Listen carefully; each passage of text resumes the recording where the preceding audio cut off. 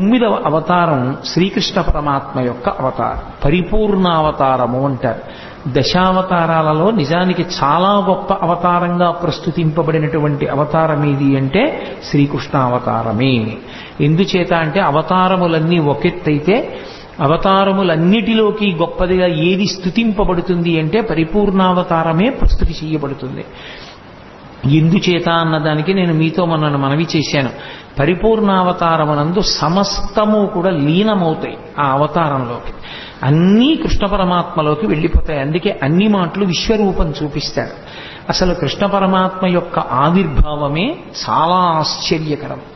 మిగిలిన అవతారాలలో పుట్టిన తరువాత లీలలుంటాయి, కానీ శ్రీకృష్ణ పరమాత్మ అవతారంలో అసలు ఆయన పుట్టడమే ఒక లీల. లీల అన్న మాటని కొంచెం జాగ్రత్తగా అర్థం చేసుకోవాలి. లీల అంటే కర్మ చేయడం వల్ల వచ్చినటువంటి ఫలితాన్ని అనుభవించడం కోసం వచ్చినటువంటి ఒక సంఘటన కాదు. పరమేశ్వరుడు తనంత తాను కల్పించుకుని లోకానికి ఒక పాఠం నేర్పడం కోసమని చేసినటువంటి క్రియ. అంటే మీకు నేను ఒక ఉదాహరణ చెప్పాలి అంటే, నేను ఇవాళ మీ ముందు ఇలా మెళ్ళో పూలదండ వేసుకుని కూర్చోవడానికి శాస్త్రంలో గతంలో నేను చేసిన కర్మ ఏదో ఫలితంగా ఉంటుంది. కాబట్టి నాకు ఇవాళ ఈ విషయం మీద ప్రసంగించడానికి పరమేశ్వరుడు ఒక అధికారం ఇస్తాడు. అలా ఇప్పుడు కోటేశ్వరరావు గారు లీల చేశారండి అనకూడదు. లీల ఉండదు. గతంలో చేసుకున్న పాపపుణ్యములను బట్టి నేను ఇప్పుడు ఈ పని చేస్తున్నాను. నాకు ఏదో మోకాలు నిప్పెట్టింది అనుకోండి, గతంలో ఎప్పుడో ఏదో చేసిన పాపం ఉంది, దానికి పరమేశ్వరుడు ఇప్పుడు మోకాలు నిప్పెట్టేటట్టుగా చేసి ఆ పాపాన్ని తీసేస్తాడు. అంతేగాని నాకు మోకాలు నిప్పి రావడం లీల అనకూడదు. అవి నేను గతంలో చేసుకున్న కర్మల యొక్క ఫలితాలు. పాపము కానీ పుణ్యము కానీ అనుభవంలోకి వస్తుంది, సుఖ దుఃఖములుగా వస్తుంది. నేను పుట్టడం కర్మ. నేను ఒక మనుష్యునిగా పుట్టాను అంటే గత జన్మలో చేసుకున్న కర్మను అనుసరించి పరమేశ్వరుడు నాకు మనుష్య జన్మనిస్తాడు. భగవంతుడు పుట్టడం కర్మ కాదు, లీల.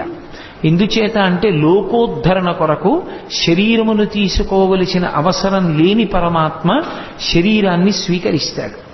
ఆయన కృష్ణ పరమాత్మ యొక్క జననమే ఒక లీల. ఎందుచేత అంటే రామావతారంలో ఆయన ఎక్కడా చతుర్భుజుడై శంఖచక్ర గదా పద్మములతో కనపడలేదు పుట్టినప్పుడు. కానీ కృష్ణావతారంలో అలా కాదు. అసలు గర్భస్థమైనటువంటి కృష్ణ పరమాత్మని స్తోత్రం చేయడానికి దేవతలందరూ వెళ్ళారు.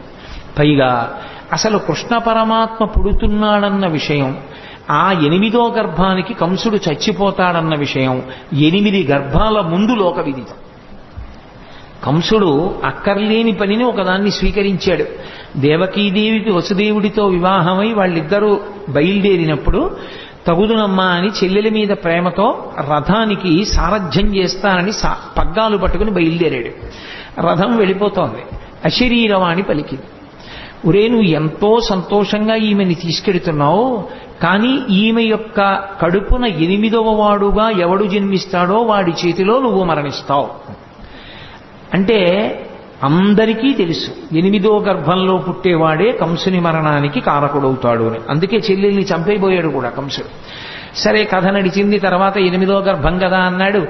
ఆ మహానుభావుడు వసుదేవుడు ఆ కంసుణ్ణి కొంతవరకు ఉపశాంతి వహించేటట్టు చేశాడు. వెళ్ళారు. మొట్టమొదటి కొడుకు పుట్టాడు. బావా, మొదటి కొడుకు నన్ను చంపేవాడు కాదు కదా, 8వ కొడుకు కదా, మొదటి కొడుకుని చంపానన్న అపఖ్యాతి నాకెందుకు, 8వ వాడు పుట్టినప్పుడు తీసుకురా బావా, నువ్వు మాట తప్పేవాడివి కాదులే అన్నాడు.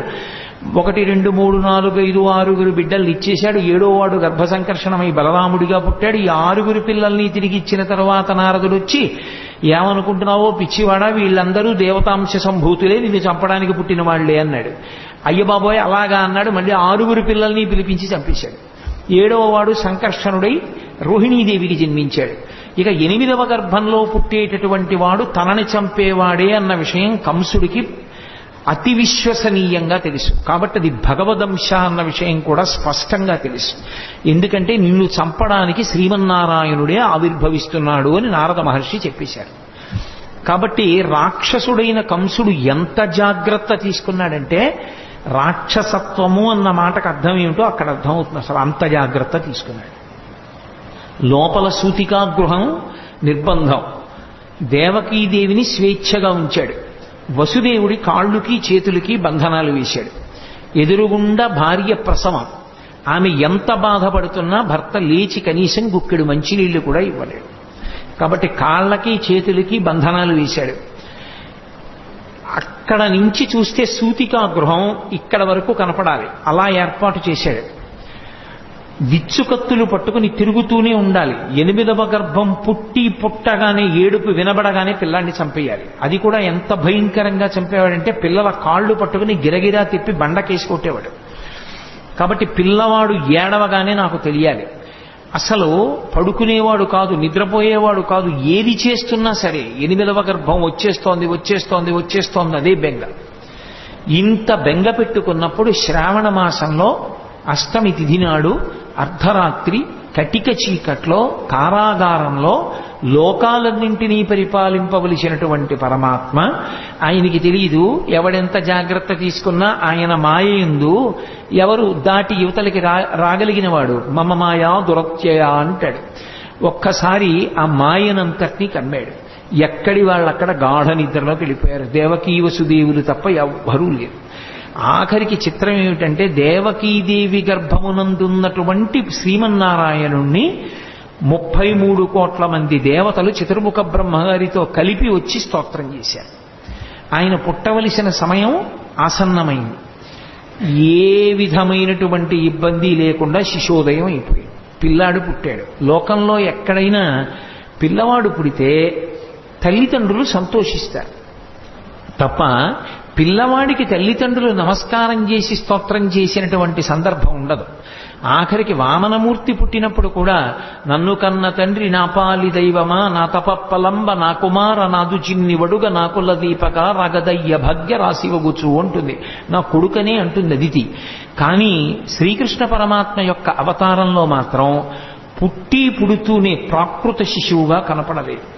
అసలు ఇలా పుడుతూనే జలధరదేహు నాజాను చతుర్బాహు సరసీరుహక్షు విశాలవక్షు జారుగదా శంఖచక్ర పద్మ విలాసు కంఠ కౌస్తుభమణి కాంతిభాను కమనీయ కటిసూత్ర కంకణ కేయూర శ్రీవత్సలంచనంచిత విహారు మరుకుండలద్వయ మరు విహారు అని ఆ మహానుభావుడు పుడుతూనే ఆయన నీలమేఘఛాయ ఎలా ఉంటుందో అటువంటి మేఘఛాయతో శంఖచక్ర గదా పద్మములతో కూడుకున్నటువంటి వాడై కటిక చీకటితో ఉన్నటువంటి ఆ కారాగారమునందు భాషించాడు.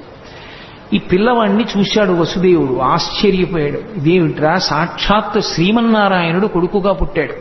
బాలు పూర్ణేందు రుచిజాలు భక్త లోకపాలు సుగుణాలవాలు కృపావిశాలు చూచి తిలకించి పులకించి చౌద్యమంది ఉబ్బి చెలరేగి వసుదేవుడు ఉత్సహించే అన్నారు పోతన గారు.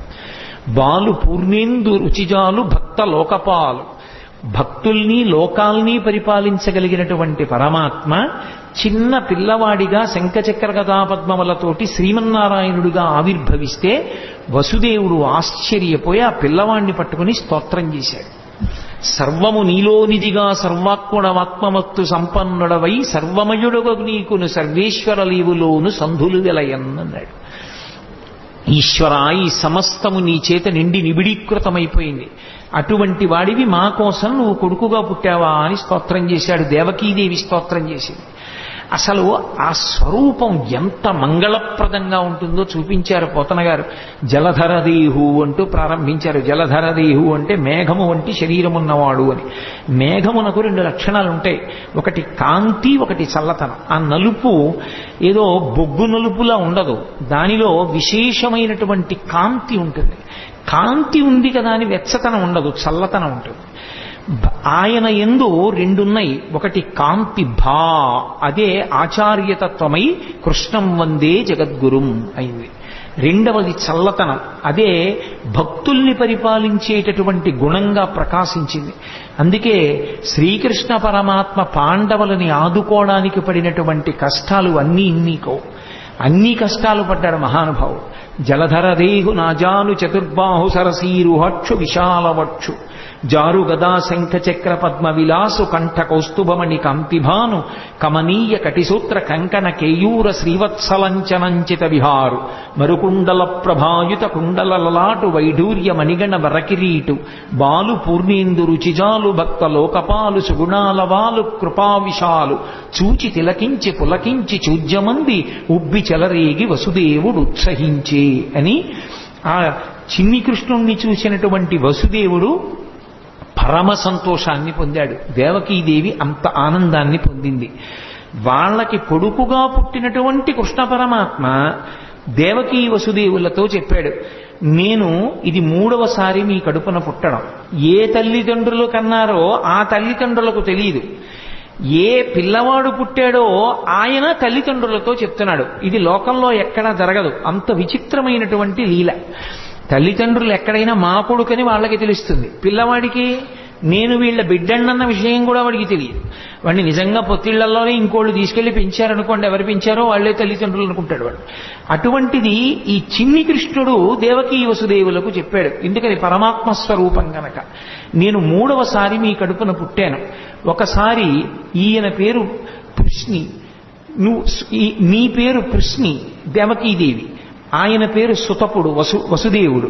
మీ ఇద్దరు నా గురించి 12,000 దివ్య సంవత్సరములు తపస్సు చేశారు. నేను మీకు ప్రత్యక్షమయ్యాను. ఏం కావాలని అడిగాను. నీలాంటి కొడుకు కావాలన్నారు. మీరు మోక్షం అడగలేదు. నాలాంటి కొడుకు నేను తప్ప ఇంకొకడు లేడు. అందుకని నేనే మీ కడుపున 3 మార్లు పుడతానని వరమిచ్చాను. ఆ జన్మలో మీకు పృష్ణి గర్భుడు అన్న పేరుతో పుట్టాను. వేరొకసారి మీరు మరిచిపోయినా నేను మర్చిపోలేదు. మీరు కశ్యప ప్రజాపతి అదితిగా ఉండగా వామనమూర్తిగా పుట్టాను. 3వ మాట ఇదే చిట్ట చివరిసారి మీ కడుపున నేను పుట్టడం. ఇది 3వసారి పుట్టాను. ఈ జన్మలో నా పేరు శ్రీకృష్ణుడు అని పిలుస్తారు. మీరిద్దరూ దేవకీ వసుదేవులని పిలవబడ్డారు. ఈ 3వ జన్మలో నేను శ్రీకృష్ణ పరమాత్మగా మీ కడుపున ఆవిర్భవించినప్పుడు చేసినటువంటి లీలల్ని మీరు నిరంతరం స్మరించిన కారణం చేత మీ మనసుని పట్టినటువంటి పాపరాశి ధ్వంసమై ఇక మళ్లీ పుట్టవలసిన అవసరం లేని పునరావృత్తి రహిత శాశ్వతమైనటువంటి శివసాయుజ్య స్థితిని మోక్ష రూపంలో మీరు పొందుతారు. కాబట్టి నా లీలలు స్మరించడమే మీకు ఉత్తమోత్తమమైనటువంటి లక్షణం అన్నాడు. పరమాత్మ ఆ జన్మలో వాళ్ళకి పిల్లాడిగా పుట్టి కూడా నేను మీ దగ్గర పెరగను. ఓ వసుదేవా, నువ్వు నన్ను తీసుకుని తల మీద పెట్టుకో. తెలుగు భాగవతంలో అయితే ఆంధ్ర భాగవతంలో గుండెల మీద పెట్టుకున్నాడు అని. నన్ను తీసుకుని ఈ అంతఃపురం నుంచి బయటికి వెళ్ళిపో. రాజ్యానికి సరిహద్దులో యమునా నది ప్రవహిస్తోంది మధురా నగరం దగ్గర. ఆ యమునా నది త్రోవ ఇస్తుంది, దాటి నందవ్రజానికి చేరుకో. నందవ్రజంలో ఇదే సమయానికి యోగమాయ పుట్టింది. అందుకే నారాయణ నారాయణి అన్నా చెల్లెళ్ళు పార్వతీదేవి శ్రీ మహావిష్ణువు. యోగమాయ పుట్టి ఉన్నది. నన్ను తీసుకెళ్లి అక్కడ పడుకోబెట్టి ఆ ఆడపిల్లని తీసుకెళ్లి మళ్ళీ వెనక్కి వచ్చేసిన తరువాత మళ్లీ నువ్వు అంతఃపురంలోకి వచ్చి కాళ్ళకి చేతులకి సంకెళ్ళు పడిపోయి యథాస్థితిని పొందిన తరువాత ఆడపిల్ల ఏడుస్తుంది. ఏడిచిన తరువాత కంసుడు లేస్తాడు. కాబట్టి నన్ను తీసుకెళ్లి నందవ్రజంలో విడిచిపెట్టాయి అన్నాడు. సరేనన్నాడు. ఆ పిల్లవాడిని తీసుకున్నాడు. బయటికి బయలుదేరాడు. ఆశౌరికి తెరవెసగెను ప్రకాశోద్దత తుంగ భంగ కలిత ధరా సాకాశయగు యమున మును సీతేశునకు పయోధి త్రోవ ఇచ్చిన భంగిన్ అన్నారు పోతన గారు. సముద్రం ఎలా రామచంద్రమూర్తికి దారిచ్చేసిందో అలా యమునా నది కూడా దారిచ్చేసింది. ఎవరికి? కృష్ణ పరమాత్మని తల మీద పెట్టుకున్నటువంటి వసుదేవుడికి. అందుకే రామచంద్రమూర్తికి ఎక్కువ సంబంధం గోదావరి సరయూ నది. కృష్ణ పరమాత్మకి ఆద్యంతము సంబంధము యమునా నది. యమునా నదితో ఆయనకి సంబంధం ఉండడానికి కారణం ఒక్కటే. యముడు యమున వీళ్ళిద్దరూ అన్న చెల్లి. వీళ్ళిద్దరూ సూర్య భగవానుడి యొక్క బిడ్డలు. యమున ముందుకు నడిచి వెళ్ళిపోతూ ఉంటుంది. కాలము వెనక్కి రాదు. గంగ అలా కాదు. గంగ ముందుకు వెళ్ళి వెనక్కి ఎడుతుంది. కాశీలో దక్షిణానికి వెడుతున్న గంగ మళ్ళీ వెనక్కి తిరిగి ఉత్తరానికి వెళ్ళింది. గంగ దక్షిణానికి వెళ్ళింది అంటే జనన మరణ శోక సంసార స్వరూపం. ఉత్తరానికి తిరగడం అంటే మృత్యువునంత పోగొట్టగలిగినటువంటి పరమేశ్వర స్థానాన్ని, కైలాసాన్ని చూడడం. అక్కడ తిరిగింది కాబట్టి ఉత్తరానికి కాశీపట్టణంలో ప్రవహించేటటువంటి గంగకి ఒక ప్రత్యేకమైనటువంటి ప్రాముఖ్యత ఏర్పడింది. అందుకే కాశీగంగా అంటూ ఉంటారు. యమున అలా కాదు, ముందుకే వెడుతుంది. అందుకే యమున కాలస్వరూపం. యమునని దాటలేరెవరు. కాలాన్ని దాటడం ఎవరికి సాధ్యం కాదు. కాలమును దాటేశాడు అంటే ఇక పుట్టడు అని గుర్తు, మోక్షాన్ని పొందాడు అని. కాలమునందు పడిపోయి మళ్ళీ కాలమునందు పుడుతూ ఉంటాడు. పునరపి జననం పునరపి మరణం పునరపి జననీ జఠరేశయనం. కానీ ఎవరు కృష్ణ పరమాత్మని తలయందు ధరిస్తారో వారు మాత్రము కాలము దారిచ్చేస్తుంది. అంటే ఇక వాళ్ళు పుట్టవలసిన అవసరం ఉండదు. అందుకే రాసలీల కూడా ఎక్కడ చేస్తాడు అంటే యమునా నది ఒడ్డునే చేస్తాడు. రాసలీల అంటే ఏదో ఒళ్ళు కొవ్వెక్కి ఆడవాళ్లతో కలిసి ఆడినటువంటి క్రీడ కాదది. రాసలీల అంటే ఎంతమంది జీవులు తరించడానికి సిద్ధంగా ఉన్నారో, ఎంతమంది ఆ భక్తి పరిపక్వతని పొందారో అంతమంది పరమాత్మ యొక్క బ్రహ్మానందాన్ని అనుభవించేటటువంటి స్థితిని భాగవతంలో రాసలీలా ఘట్టంగా తీసుకొచ్చారు. అందుకే అంగనామంగనా మంతరే మాధవం అంటాడు లీలాశుకుడు. ఇటు పక్కన ఒక అంగన, ఇటు పక్కన ఒక అంగన ఉంటే మధ్యలో కృష్ణుడు ఉంటాడు. కృష్ణుడికి మధ్యలో అంగన ఉంటుంది. అంటే ఎంతమంది జీవులు బ్రహ్మానంద స్థితిలో ఉంటారో అంతమందిని బ్రహ్మానంద స్థితిలో పరమేశ్వరుణ్ణి అనుభవిస్తూ ఉంటారు. ఆ స్థితిని ఆవిష్కరించేటటువంటి అద్భుత ప్రక్రియ రాసలీల. అది కాలాతీత స్థితిని చూపిస్తుంది. కాబట్టి యమున ఒడ్డునే చేస్తాడు కృష్ణ పరమాత్మ. అంతటి మహానుభావుడు. అదే ఆయనలో ఉన్నటువంటి మెరుపు. అందుకే కృష్ణుని యొక్క లీలలను అర్థమై తెలుసుకుంటే జ్ఞానము కలుగుతుంది. ఒకవేళ వాటి లోపల ఉన్న విశేషం తెలియకపోయినా పరమభక్తితో కృష్ణలీలల్ని విన్నంత మాత్రం చేత ఒక లక్షణం కలుగుతుంది. అది మీరు తెలిసి వినండి, తెలియక వినండి. మీరు మనసు మాత్రం ఆర్ద్రతతో సంస్కారవంతంగా భక్తితో ఆ లీలల్ని వింటే కృష్ణ పరమాత్మ యొక్క స్పర్శ మనసుకి తగిలితే ఆయన తగలగానే పాపమంతా కూడా తొలగిపోతుంది. అందుకే కృష్ణలీలల్ని ఎందుకంత గొప్పగా చెప్పుకుంటారు లోకంలో అంటే కృష్ణలీలలు మనసుకి తగిలితే, మనసుకి కృష్ణుడితో సంపర్కం ఏర్పడితే అది పాప దాహకత్వానికి కారణమవుతుంది. అందుకు మహానుభావుడు అన్ని లీలలు చేశాడు. అది ద్వాపర యుగంలో జరిగింది. కలియుగంలోకి వచ్చేటప్పటికి భాగవతం పేరుతో వాటిని వింటాం. అందులో ప్రధానమైనటువంటివి జారలీల, చోరలీల. మీరు చూడండి, జారలీల అంటే సాధారణంగా ఎప్పుడు స్మరిస్తారంటే రాత్రి వేళ స్మరిస్తారు. ఏదో కృష్ణుడు ఇంతమంది గోపికలతో తిరిగాడని. చోరలీల అంటే తెల్లవారగానే స్మరిస్తారు. ఏదో పక్కింట్లో లేకపోతే పక్క సందులో కుక్కలు ఎక్కువ మురిగాయి అనుకోండి, ఏమిటి రాత్రి కుక్కలు అన్ని మురిగాయి, ఏమైనా దొంగతనం జరిగిందా అంటారు. చోరలీల తెల్లవారుజామున స్మరింపబడుతుంది, జారలీల రాత్రి స్మరింపబడుతుంది. నిందాపూర్వకంగానైనా సరే కృష్ణుడు రాసలీల చేశాడు అని రాత్రి స్మరించిన, నిందాపూర్వకంగానైనా సరే కృష్ణుడు దొంగతనం చేశాడని ఉదయం వేళ స్మరించిన, రాబోయే కలియుగంలో జారత్వము, చోరత్వము ఈ రెండిటి గురించే ఎక్కువ మంది చదువుకుంటారు, ఎక్కువ మంది మాట్లాడుకుంటారు. తెల్లవారి లేచి పేపర్ తీస్తే ఏముంటుంది? ఎవడు ఎక్కువ ఎత్తుకుపోయాడు, ఎవడు చట్టాన్ని పాడు చేశాడు, ఈ విషయాలే ఉంటాయి. దొంగతనాలు కావేమిటి అవన్నీ? అవి చదువుకుంటే పాపం. కనీసం దాని మీద అనురక్తి కొద్దీ కృష్ణుడి యొక్క చోరలీల చెప్పుకుంటే, కృష్ణుడు చేసిన దొంగతనమని మాట్లాడినా సరే అది మోక్షానికి కారణం. రాత్రి జారలీల మాట్లాడుకుంటే కృష్ణుడు జారుడన్నా సరే ఆయనకేం బెంగలేదు. కానీ కృష్ణ అన్న మాట ఎత్తారు కాబట్టి అది పాపాన్ని దహింపచేస్తుంది.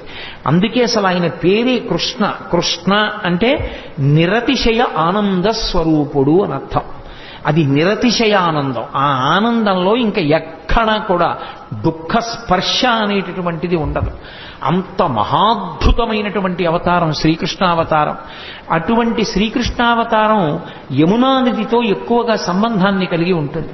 అందుకే మళ్ళీ ఒకసారి వెనక్కి రండి. వసుదేవుడు చెప్తే ఆ కృష్ణ పరమాత్మని తల మీద పెట్టుకుని వసుదేవుడు బయలుదేరి వెడుతుంటే యమున దారిచ్చింది. యమున దారిచ్చింది అన్న మాటకు అర్థం ఏంటంటే కాలము దారి విడిచిపెట్టేసింది అని. ఎవరికి కృష్ణుడు తల మీద ఉంటాడో వాడికి కాలము దారి విడిచిపెడుతుంది. నందవ్రజానికి వెళ్ళాడు. ఏమి ఎందుకు ఉండకూడదు మధురానగరంలో? మధురానగరంలో కృష్ణుడు ఉండడు. ఎంతకాలం ఉండడు? కృష్ణుడు ఎంతకాలం ఉండడు అంటే కంసుడు ఉన్నంత కాలము కృష్ణుడు ఉండడు. కంసుడు మధురని విడిచిపెట్టేస్తే, కంస సంహారం అయిపోతే కృష్ణుడు మధురలోనే ఉంటాడు. కంసుడు మధురని పరిపాలించినంత కాలం కృష్ణుడు నందవ్రజంలో ఉంటాడు. దాని అర్థం ఏమిటంటే మధ్యలో యమునా నది ఉంటుంది. నందవ్రజంలో ఉండడము అన్న మాటకు అర్థం ఏమిటంటే ఎప్పుడూ భగవద్భక్తితో అరమరికలు లేకుండా సంతోషంగా ఉండేటటువంటి వాళ్ళు సద్గుణోపేతులు ఎక్కడున్నారో అక్కడ భగవానుడు ఉంటాడు. తప్ప కామంతో ఉండేటటువంటి వాళ్ళు, ఎప్పుడూ కోరికలతో ఉండేటటువంటి వాళ్ళు ఉన్న చోట భగవానుడు ఉండలేడు. అందుకే మధుర అంటే తీయనైనది అని. మధురమైన తలంపులతో కంసుడు గత జన్మలో కాలనేమి కోర్కెలతో వెంపర్లాడుతూ కంసుడు మధురని పరిపాలించినంత కాలం కృష్ణుడు ఉండడు, నందవ్రజంలో ఉంటాడు. కంస సంహారం అయిపోతే అదే కృష్ణుడి చేతిలో కంసుడు మడిసిపోతే మధురానగరంలో ఉండిపోతాడు. అప్పుడు ఆ మనసు పవిత్రం. కంసుడు లేని మనసు పవిత్రం. మీరు ఎక్కడ అన్వయం చేయండి అంతే. అందుకే కాముడు ఉన్న చోట రాముడు ఉండడు అంటారు. కామకోటికి రామకోటికి తేడా ఏమి అని వారు పరమాచార్య స్వామి. కాబట్టి కాముడున్న చోట రాముడు ఉండలేడు, ఆయనకి చోటు ఉండదు అక్కడ. రాముడున్న చోట కాముడు ఉండే అవకాశం ఉండదు. భగవత్తత్వమునందు రమించే హృదయంలో కామానికి చోటు లేదు. భగవత్తత్వంలో రమించడానికి అవకాశం లేని చోట కాముడు మాత్రమే ఉండే అవకాశం ఉంటుంది. అందుకే కాముడు రాముడు, కృష్ణుడు కంసుడు, ఇవి రెండు ఎప్పుడు ఒకరుంటే రెండవ వారు ఉండరు. ఆఖరికి మాత్రం భగవంతుణ్ణి నమ్ముకున్న భక్తుడికి మాత్రం ఎప్పుడో అప్పుడు కంస సంహారమో కామ సంహారమో చేసి కృష్ణుడో రాముడో హృదయంలోకి వచ్చి నిలబడడం మాత్రం ఖాయం. ఆ భక్తి మాత్రం ఉండాలి. అందుకే నందవ్రజంలో పడుకోబెట్టి మళ్ళీ ఆడపిల్లని తీసుకుని ఈవలి వైపుకి వచ్చి లోపలికి వెళ్ళి ఆడపిల్లని తీసుకుని దేవకీదేవి పక్కన పడుకోబెట్టి వచ్చి కూర్చున్నటువంటి వసుదేవునికి బంధనములు మాత్రం పడలేదు.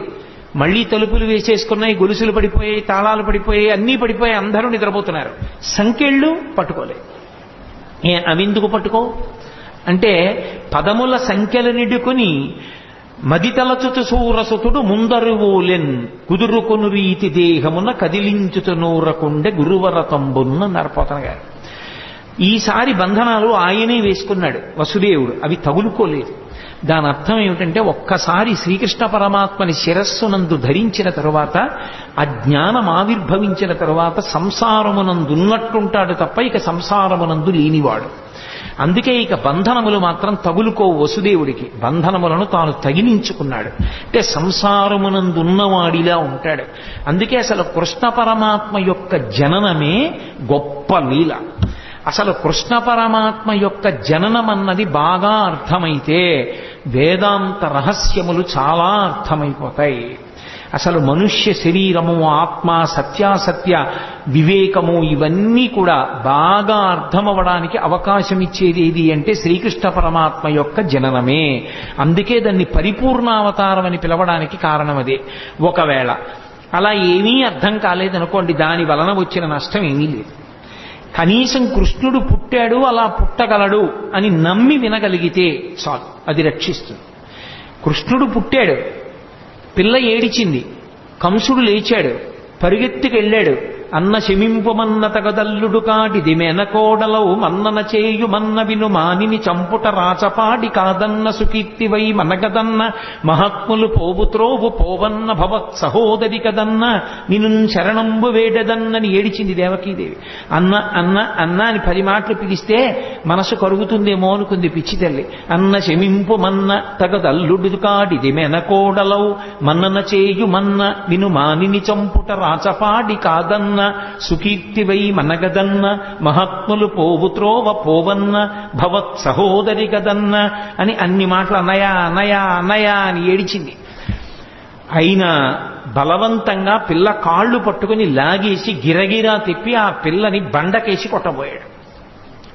ఆ పిల్ల రాతికి తగలడం మానేసి ఆకాశంలోకి ఎగిరిపోయి పుష్ప మాలల చేత అలంకరింపబడి దేవతలందరూ ఆమెని సేవిస్తూ ఉండగా, ఓరి పిచ్చివాడా, నిన్ను చంపేవాడు నాతో కలిసి వేరొక చోట పుట్టాడు.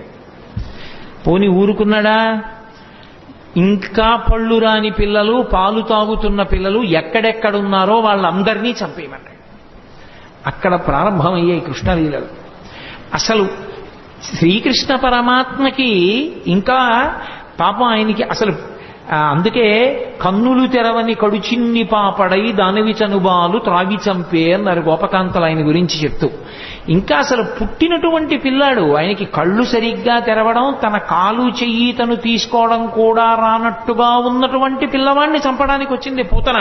సిరిమమ్మం బ్రతకంగ చూచటకొనై శృంగార వేషంబుతో నరుదే నోపునటంచు గోపికలు చిక్పల్రాక మోహించి తత్పరలై చూడ లతంగిపోయి కనియన్ పర్యంక మధ్యంబునన్ భరు భస్మానుల తేజు దుర్జనవధ ప్రారంభకొండింబకొన్ అంటారు పోతనగారు.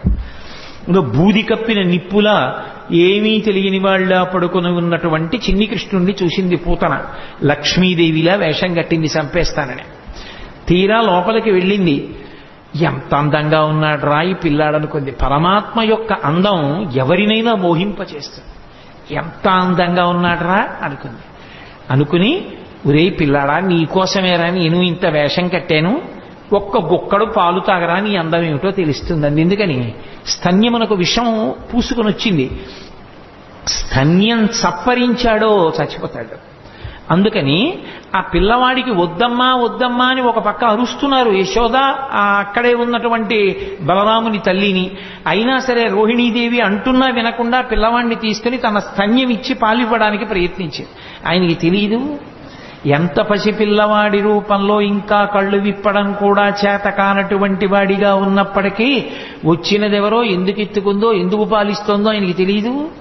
అది కృష్ణలీలలంటే. అవి అంత పసిపిల్లవాడిగా ఉన్నప్పటికీ సర్వజ్ఞుడు. రామచంద్రమూర్తి అయితే అలా ఉండడు, గురువుల దగ్గర నేర్చుకుంటాడు.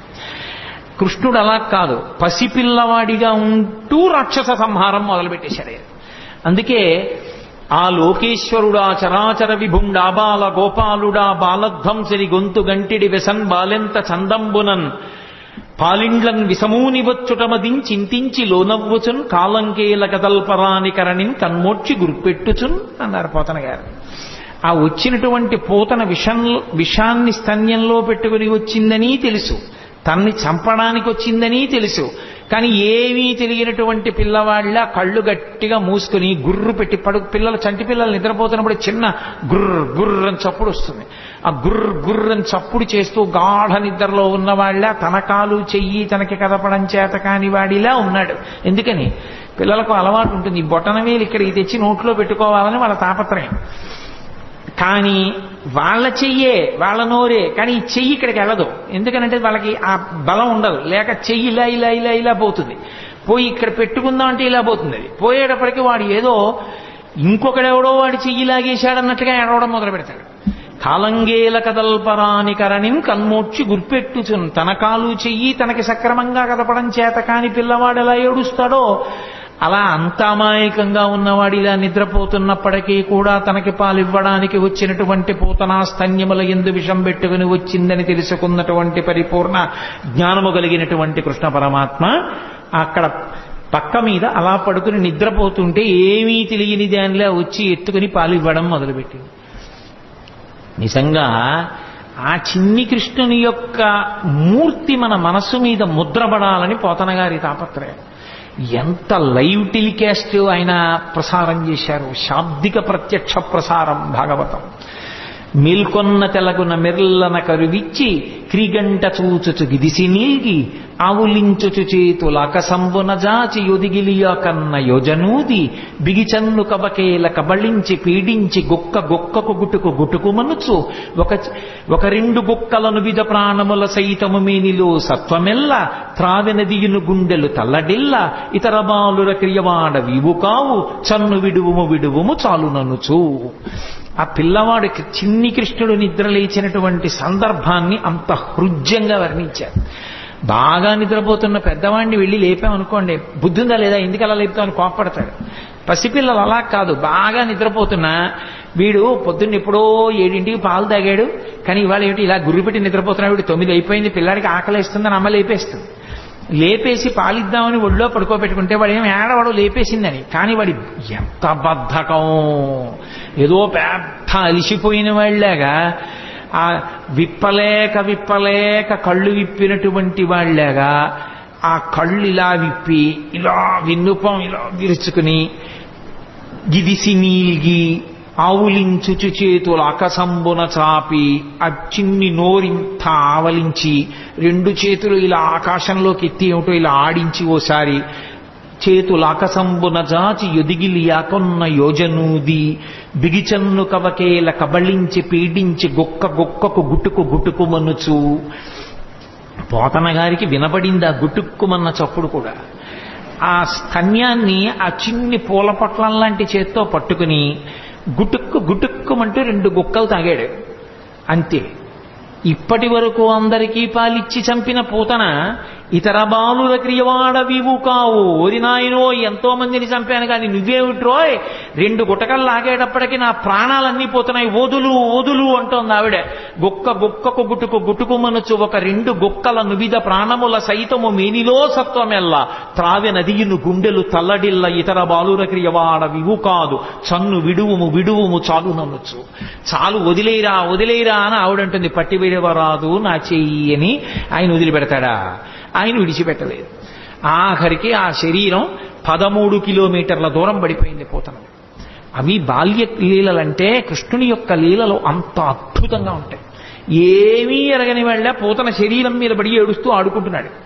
పాపం 13 కిలోమీటర్ల శరీరం దాని మీద ఎక్కి పెరిగెత్తింది ఆ పిచ్చి తల్లి యశోదాదేవి. ఆ గోపాలబాలురు గోపకాంతలు ఇంతమంది వెతికారు.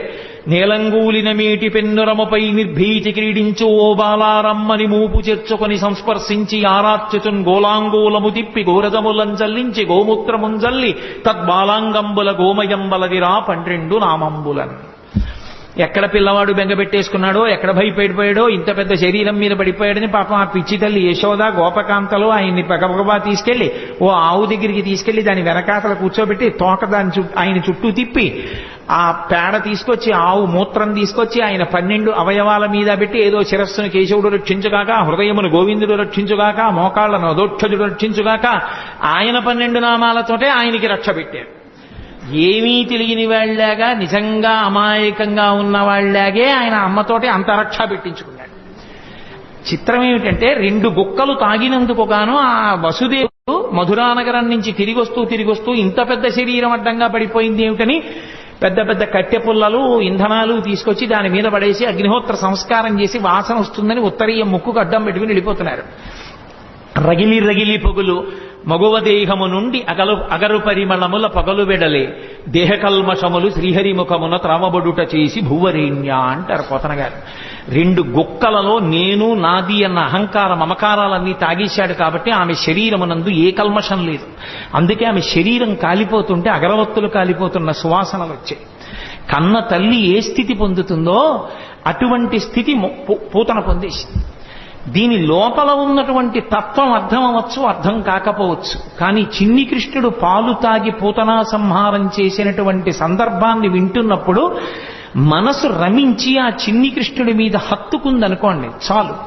ఆ కృష్ణ పాద స్పర్శ చాలు సమస్త పాపములను తొలగతోస్తుంది. అంత శక్తివంతము. అందుకే అసలు పెద్దవాడైపోయినటువంటి కృష్ణ పరమాత్మ చేసినటువంటి లీలల గురించి చెప్పుకున్న కన్నా శ్రీకృష్ణుని యొక్క బాల్యలీలల గురించి చెప్పుకున్నట్టుగా చెప్పుకోరు పెద్దవాడి లీలలు. ఎందుచేత అంటే పెద్దవాడైపోయిన కృష్ణుని యొక్క లీలలు చాలా గంభీరంగా ఉంటాయి. చిన్ని కృష్ణుడిగా చేసినటువంటి లీలలు హృద్యంగా ఉంటాయి, ఆకర్షణీయంగా ఉంటాయి, ఆ బాలగోపాలాన్ని ఆకర్షిస్తాయి.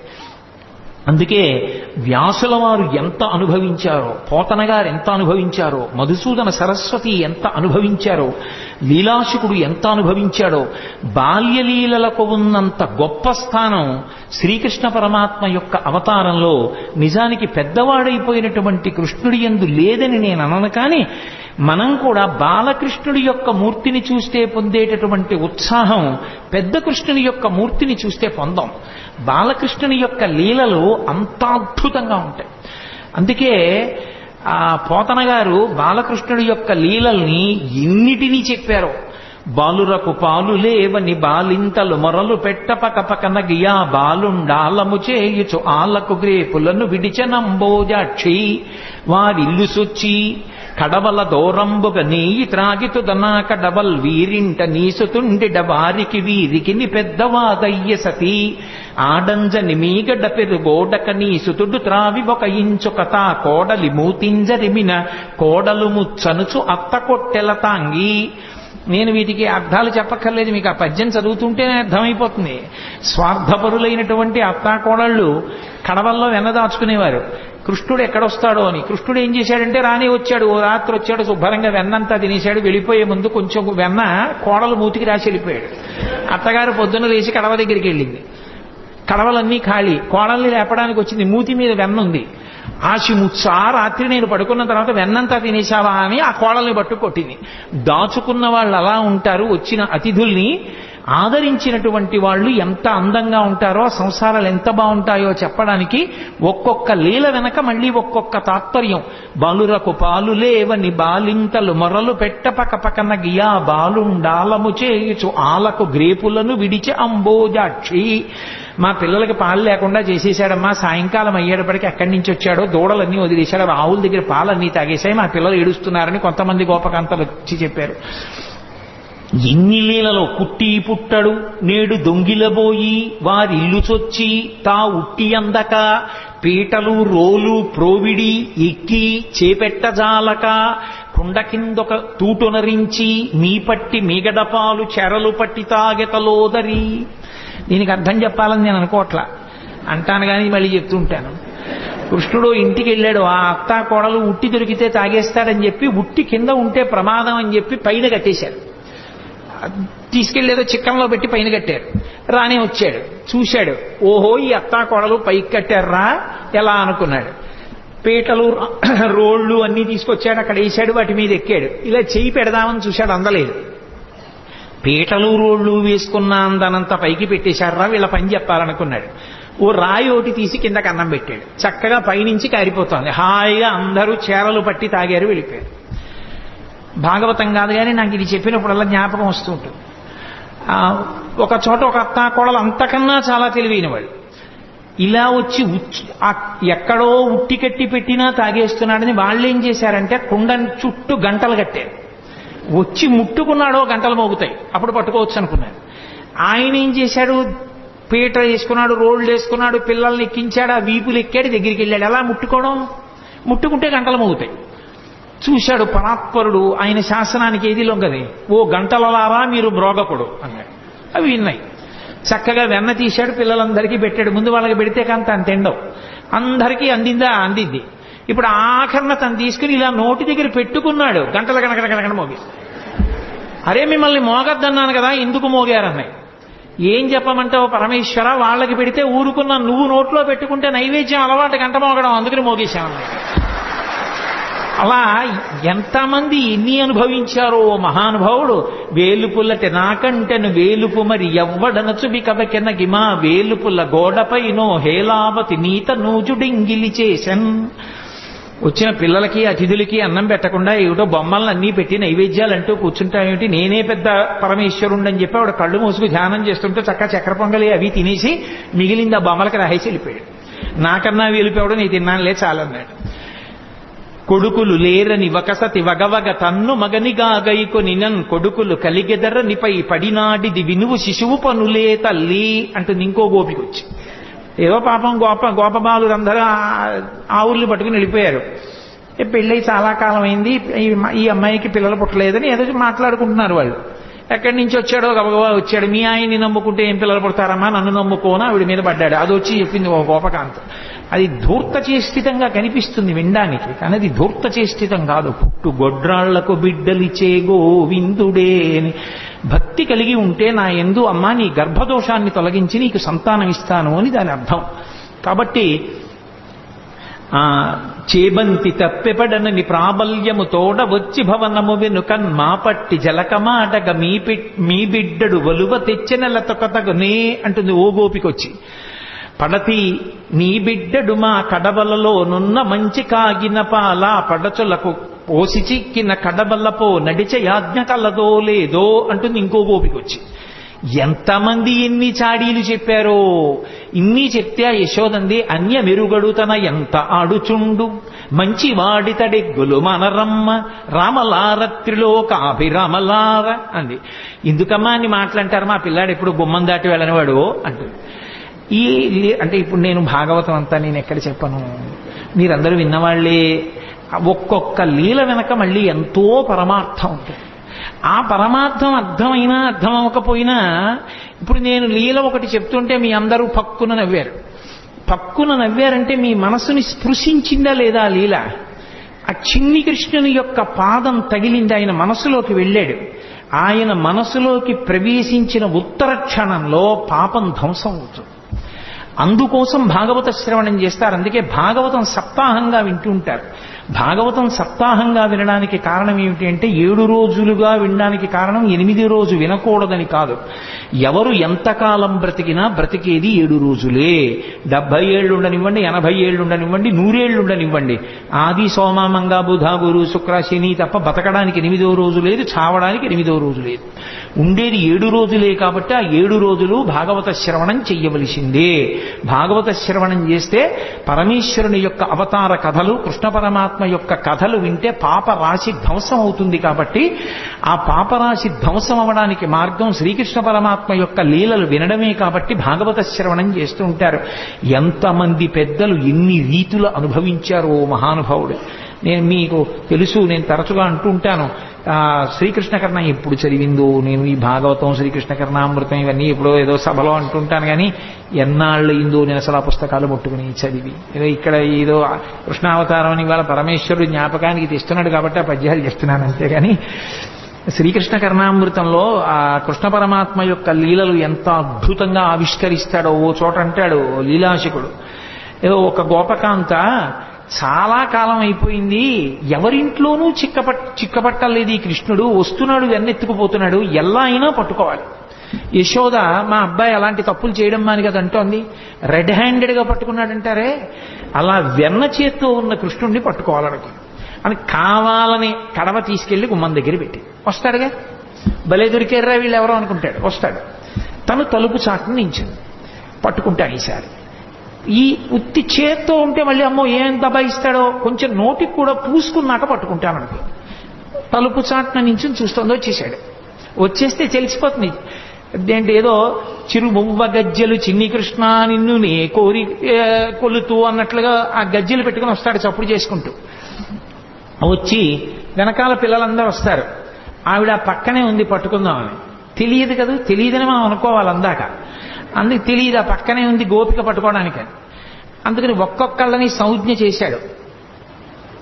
వచ్చేశారు, తీస్తున్నాడు, పెడుతున్నాడు, చక్కగా ఒక్కొక్కడు పుచ్చుకుంటున్నాడు. బఫే భోజనంలా ప్లేట్ పెట్టుకుని వెళ్ళిపోతున్నాడు తినడానికి. ఆఖరిని అందరే అయిపోయింది లైన్, ఎవరు లేరు కాబట్టి ఇప్పుడు తను తినచ్చు. కూర్చుని అలాగో గోపికలు లేరు, ఈ ఇంట్లో పిచ్చేళ్లు బయట పెట్టి వెళ్ళిపోయారని చెప్పి చక్కగా తీసుకుని ఇలా నోట్లో పెట్టుకున్నాడు. పెట్టుకోగానే గోపిక వచ్చి పట్టుకుని ఆ కృష్ణుణ్ణి చూసింది. పిల్లాడు కదా, భయపడిపోయి ఇలా అనాలి, ఏమీ అనలేదు, ఇలా చూశాడు అన్నాడు. అయ్యబాబోయ్ ఇదేమిటి ఇంత ధైర్యం అనుకుని అసలు ఏమంటాడో చూద్దామని కస్తంబాల. ఎవరు పిల్లాడా నువ్వు? తెలుసు కృష్ణుడని. ఎవరు నువ్వు అని. ఆయన ఏమనాలి? నేను కృష్ణుడిని అనాలి. ఆయన కృష్ణుడిని అనలేదు. బలానుజహ, బలరాముడి తమ్ముడిని అన్నాడు. మధ్యలో ఆయన ఊసిందుకు? ఆయన ఏమైనా వచ్చాడా, తిన్నాడా, దొంగతనాలు చేశాడా? అంటే ఎక్కువ మందిని ఇన్వాల్వ్ చేస్తే శిక్ష తక్కువ పడుతుందని. అందుకని పాపం ఏ పాపం ఎరగని అన్నగారిని తీసుకొచ్చాడు. నా పేరు చెప్పడం మానేసి అన్నయ్య పేరు చెప్పడం. కస్తంబాల బలానుజహ. అమ్మ బాబోయ్, గుండెలు తీసిన బంటు, నీ పేరేమిటంటే బలరాముడి తమ్ముడిని అంటున్నాడు, తన పేరు చెప్పట్లేదని ఆవిడ కిమిహతే. ఇక్కడికి ఎందుకు వచ్చావు? ఓసారి ఇలా చూసి, ఓ మా ఇల్లు కాదా, మన్మందిరాశంకయా, మా ఇల్లు అనుకున్నాను. అమ్మ బాబోయ్ మీ ఇల్లు అనుకుని వచ్చావా? ఇంత నిజంగా గుండెలు తీసిన బంటూరా నాయన నువ్వు అనుకుని ఓ సరే పోన్లే. యుక్తం తం నవనీత పాత్ర వివరే హస్తం కిమర్థం యసేహే. బాగుందిరా నాయన, మరి వెన్నకుండలో చెయ్యి ఎందుకు పెట్టావు? ఆయన అన్నాడు వెంటనేను, అమ్మా కాసేపు గట్టిగా మాట్లాడుకుంటా ఉంటావా? మాతకంచనవత్సకం మృగయితం మాదా విషాదం క్షణ ఇత్యేవం వరవల్లవీ ప్రతివచ కృష్ణస్య పుష్ణాతునః. ఎందుకమ్మా అంత గట్టిగా ఊరికే ఏంటి వెన్న కుండలో చెయ్యట్టావు, ఇక్కడికి ఎందుకు వచ్చావు అరుస్తాయంటే, మా ఆవు దూడ ఒకటి తప్పిపోయింది, వెన్నకుండలో ఉందేమో అని వెతుకుతున్నాను, కారిస్తే పారిపోతుంది దూడని. వెన్నకుండలో దూడ దూరిందా, చెయ్యి పెట్టి వెతుకుతున్నావా, దూడ పారిపోతుందా అని తెల్లబోయి ఆవిడ చెయ్యి వదిలేసింది, పారిపోయింది.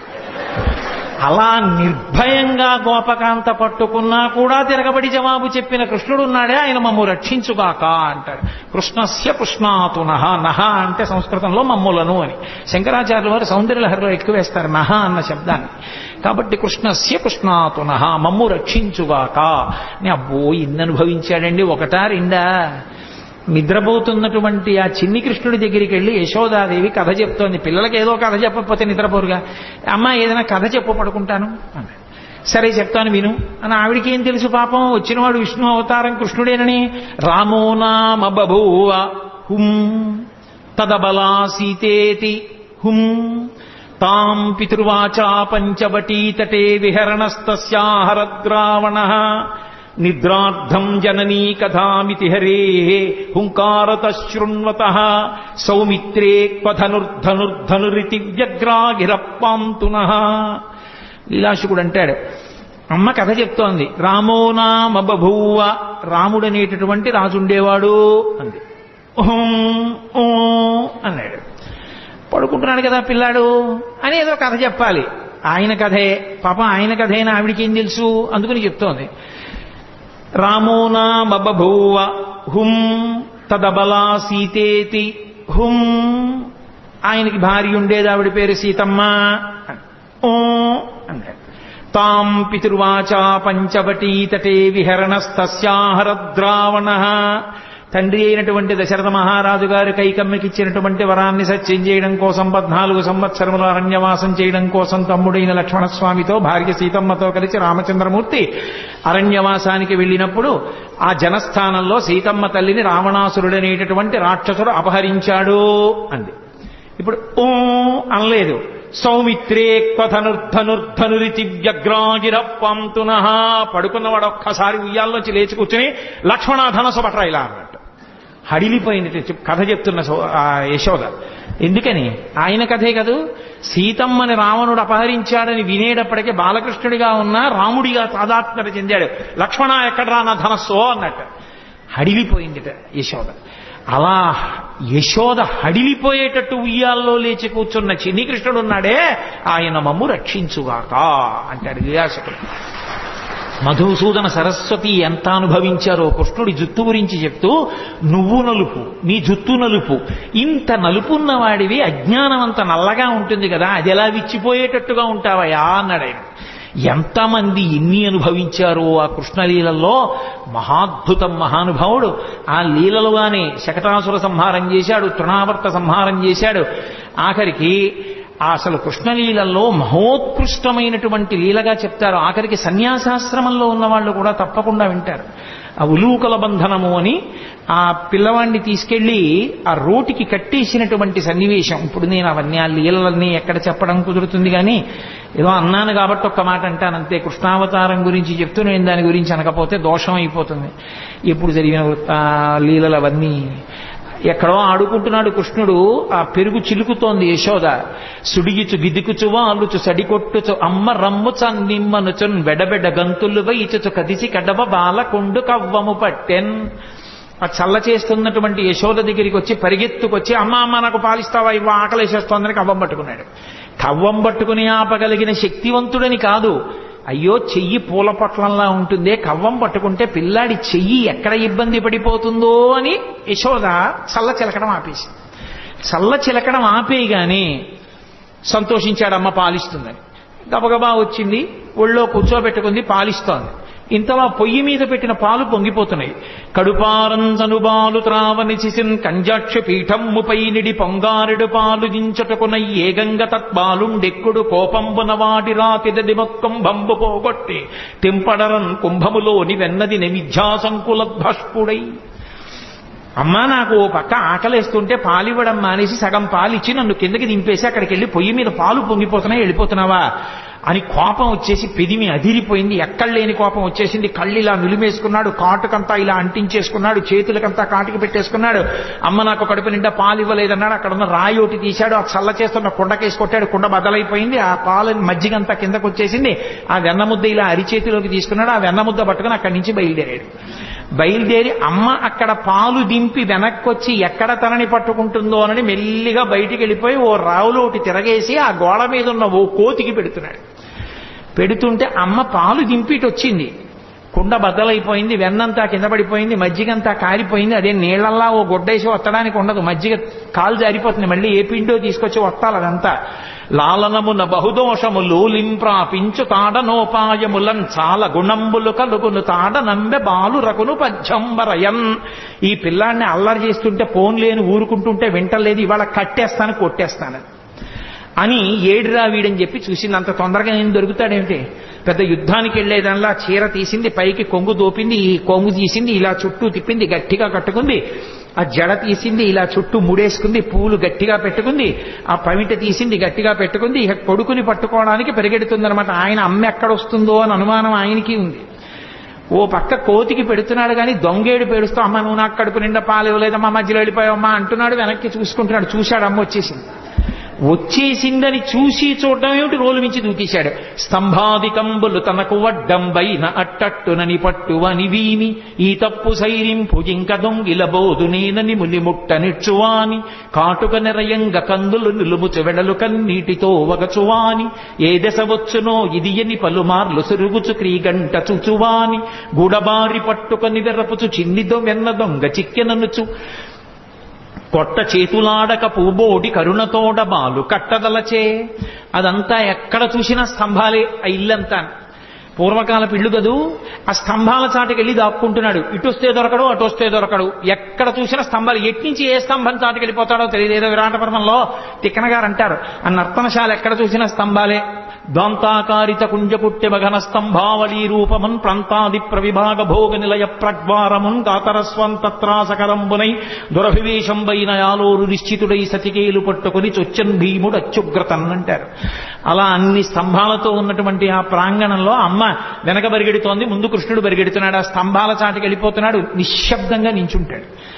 అమ్మ పరిగెత్తి పరిగెత్తి ఆయాస పడిపోయి ఇలా చెమట్లు కారిపోతూ ఏడి పిల్లాడని చెప్పి ఇలా చూస్తుంటే ఏమీ తెలియని వాళ్ళ ఇలా కన్ను నిలిమేసుకుంటూ దొంగేడు పేడుస్తూ దాని పక్క నుంచి ముఖం ఒకటి బయట పెట్టి అమ్మ అమ్మ నన్ను కొట్టకమ్మా, నన్ను పట్టుకోకమ్మా, నేను ఇంకెక్కడికి దొంగతనానికి వెళ్ళనమ్మా, వెన్న పట్టరానమ్మా అడిగిందా అమ్మ ఇవన్నీ.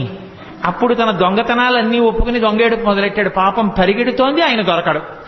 ఆఖరికి చూశాడు చూశాడు చూశాడు. వడల చెమటల గయ నుత్తరీయము జార తిరుముకున్న విరులు నేలజార పట్టరాని తనను పట్టెదనని చింత కట్టుకున్న తల్లి కరుణ చూచి. అయ్యో పాపం అమ్మ కట్టుకున్నటువంటి ఆ చీర జారిపోతోంది, పమిట జారిపోతోంది, పెట్టుకున్న పువ్వులు పడిపోతున్నాయి, ఆ కొప్పు వీడిపోతోంది, ఒళ్ళు చెమట పట్టేసింది. పిచ్చమ్మ నన్ను పట్టుకోవాలనుకుంటోంది. నన్ను పట్టుకోవాలనుకున్న వాళ్ళకి పట్టుబడేవాడినా, నేను పట్టుబడేవాణ్ణి కానని తెలియక పరిగెడుతున్న అమ్మకి నేను చిక్కిపోవాలనుకుని చిక్కిపోయాడు. చిక్కడు సిరికౌగిటిలో చిక్కడు సన కాదు యోగి చిత్తాబ్జములన్ చిక్కడు శృతిలతి కావడి చిక్కెనతడు లీల తల్లి చేతన్రోలన్. ఎవ్వరికీ దొరకనటువంటి పరమాత్మ అమ్మ చేతికి దొరికిపోయాడు. అమ్మో ఎంత అల్లరి చేసింది. యశోద మోకాళ్ళ మీద కూర్చుంది, చెయ్యిలా పట్టుకుంది. ఏమిట్రా పట్టిన పట్టుబడని నన్ను పట్టెదనని పట్టుకొనిన పట్టుట బట్టే పట్టుబడు వండ్రు పట్టి పట్టెదనని పట్టు నాకు కాకపరులకు వశమేంది. గోపకాంతలందరూ చూస్తున్నారు. ఏదో ఆ మొగుడు కొట్టాడని కాదు, దోటికోడలు తెప్పిందనని నువ్వు పట్టుకుంటావా అని చూస్తున్నారు వాళ్ళందరూ. పట్టుకున్నానా లేదా నా కొడుకుని సంతోషం. అందుకని మోకాళ్ళ మీద కూర్చుని వాడి చెయ్యిలా పట్టుకుని ఇలా చూపించింది. ఏమిటి, జగత్తుల నీలే పరమాత్మకి వేలు చూపించింది ఒక గోపకాంత. చూపించి ఏరా కడుపులో బాధ, కొడుకు తిట్టలేదు, ప్రేమ లేక లేక పుట్టినవాడు, ఆ ముఖం వంక చూస్తే ముగ్ధమోహనంగా ఉంటాడు, ఈ దొంగ ఏడు పేడి చేస్తున్నాడు, ఇక్కడ వరకు కాటుకు అంటుకుపోయింది, పెదిమిలు ఎదిరిపోతున్నాయి, చేత్తో ఇలా ఇలా విడిపించుకునే వాళ్ళ చూస్తున్నాడు. చిన్న పిల్లాడు, పట్టుదట్టి కట్టినటువంటి చిన్న కొప్పు, దానికి పెట్టిన ముత్యాల సరాలు కొడదామనుకుంది కానీ కొట్టలేకపోయింది. వీరెవ్వరు శ్రీకృష్ణులు కారా ఎన్నడును వెన్న తినరట చోరత్వం మించుకొను నెరయరట ధరిత్రినెట్టి నీతులు కలరే. ఏరా పాపం నువ్వు ఎప్పుడు దొంగతనం చేయవుట, ఇంత వెన్న కూడా తినవుట, పాపం నేను అంతా దాచేసుకుంటున్నాను రా, నిన్ను కని నా కడుపు ఖాళీ అయిపోయింది కదూ, నేను తినేస్తున్నాను, నీకెప్పుడు పెట్టనే. అమ్మ పిల్లాడి మీద దెబ్బలాడితే ఎంత అమాయకంగా దెబ్బలాడుతుందో అలా దెబ్బలాడి నిన్ను కట్టేస్తానని వికచకమలనగిన వేరొక ఇంటిలో వెలజరోలు తిరగవేసి ఎక్కి ఆ ఇంట్లో గెడుతోంది, అక్కడికి గెడుతోంది, ఆ రోజు దగ్గరికి గెడుతోంది, ఆ తాడు ముక్కలన్నీ తీసుకొస్తోంది, పొట్ట చుట్టూ తిప్పుతోంది, 2 అంగుళాలు తక్కువ వస్తోంది. ఇలా విడిచిపెట్టి తాడు ముడేస్తే పారిపోతాడు. ఆ నడుం చుట్టూ చెయ్యేసి ఇలాగే పెట్టి 2 ముళ్ళేస్తోంది, మళ్ళీ పొట్ట చుట్టూ తిప్పుతోంది, మళ్ళీ 2 అంగుళాలు తెస్తోంది, మళ్ళీ తక్కువ వస్తోంది, మళ్ళీ తిప్పుతోంది. ఎందుకు 2 అంగుళాలు తక్కువ వస్తోందని ఆవిడ ఆలోచించారు. నేను పట్టగలను, నేను కొట్టగలనంటే దొరికే మనిషి ఆయనంతటా ఆయన పట్టుబడాలి కానీ ఆఖరికి తెచ్చింది ఆఖరికి ఆ తాడుకి 2 అంగుళాలు సరిపోయింది, కట్టేసింది. పోతన గారు అన్నారు, జ్ఞానులచే దానులచే మౌనులచే యోగ సంవిధానులచే తన్పూని నిబద్ధుండగునే శ్రీనాథుడు భక్తియుతుల చేతన్ బోలన్ అన్నారు. నేను కట్టెయ్యాలని తాపత్రయపడి ఒళ్ళంతా చెమట పట్టిన యశోదాదేవికి తాను దొరికిపోవాలని దొరికిపోయినటువంటి చిన్ని కృష్ణుడు తప్ప నిజంగా లోకంలో ఆయనని పట్టగలిగిన వాళ్ళు ఉన్నారా, కట్టగలిగిన వాళ్ళు ఉన్నారా? అలా కట్టేసి తీసుకెళ్లి రోటికి కట్టేసింది. ఉలూకల బంధన లీల అని ఆయన్ని కట్టిన లీల విన్నంత మాత్రం చేత కర్మపాశములు తెగిపోతాయి. అసలు చిన్ని కృష్ణుడిగా ఆయన చేసిన అల్లరి యశోదాదేవి పొందిన ఆనందం బహుశಃ ఎవ్వరూ పొందరు. భాగవతం పద్యాలు నోటికి వచ్చిన వాళ్ళు ఇంట్లో పసిపిల్లలుంటే పాడుకుని ఎప్పటికప్పుడే ఆ సందర్భాన్ని చూసి ఆ పద్యాలు చదువుకుని సంతోషపడిపోవచ్చు. అసలు ఆ పిల్లలకి స్నానం చేయించడం ఎంత అందంగా వర్ణించారండి పోతన గారు. ఆ పిల్లాన్ని పడుకోబెట్టి బాలునికి నూనె తలయంటి పసుపు రాసి బోర్రు కాడించి హరి రక్ష పొమ్మటంచు జలములొక కొన్ని చుట్టి రాతల్లి దీవించి తొట్ల నునిచి పాడిరయ్యు విదలెల్లా అన్నారు.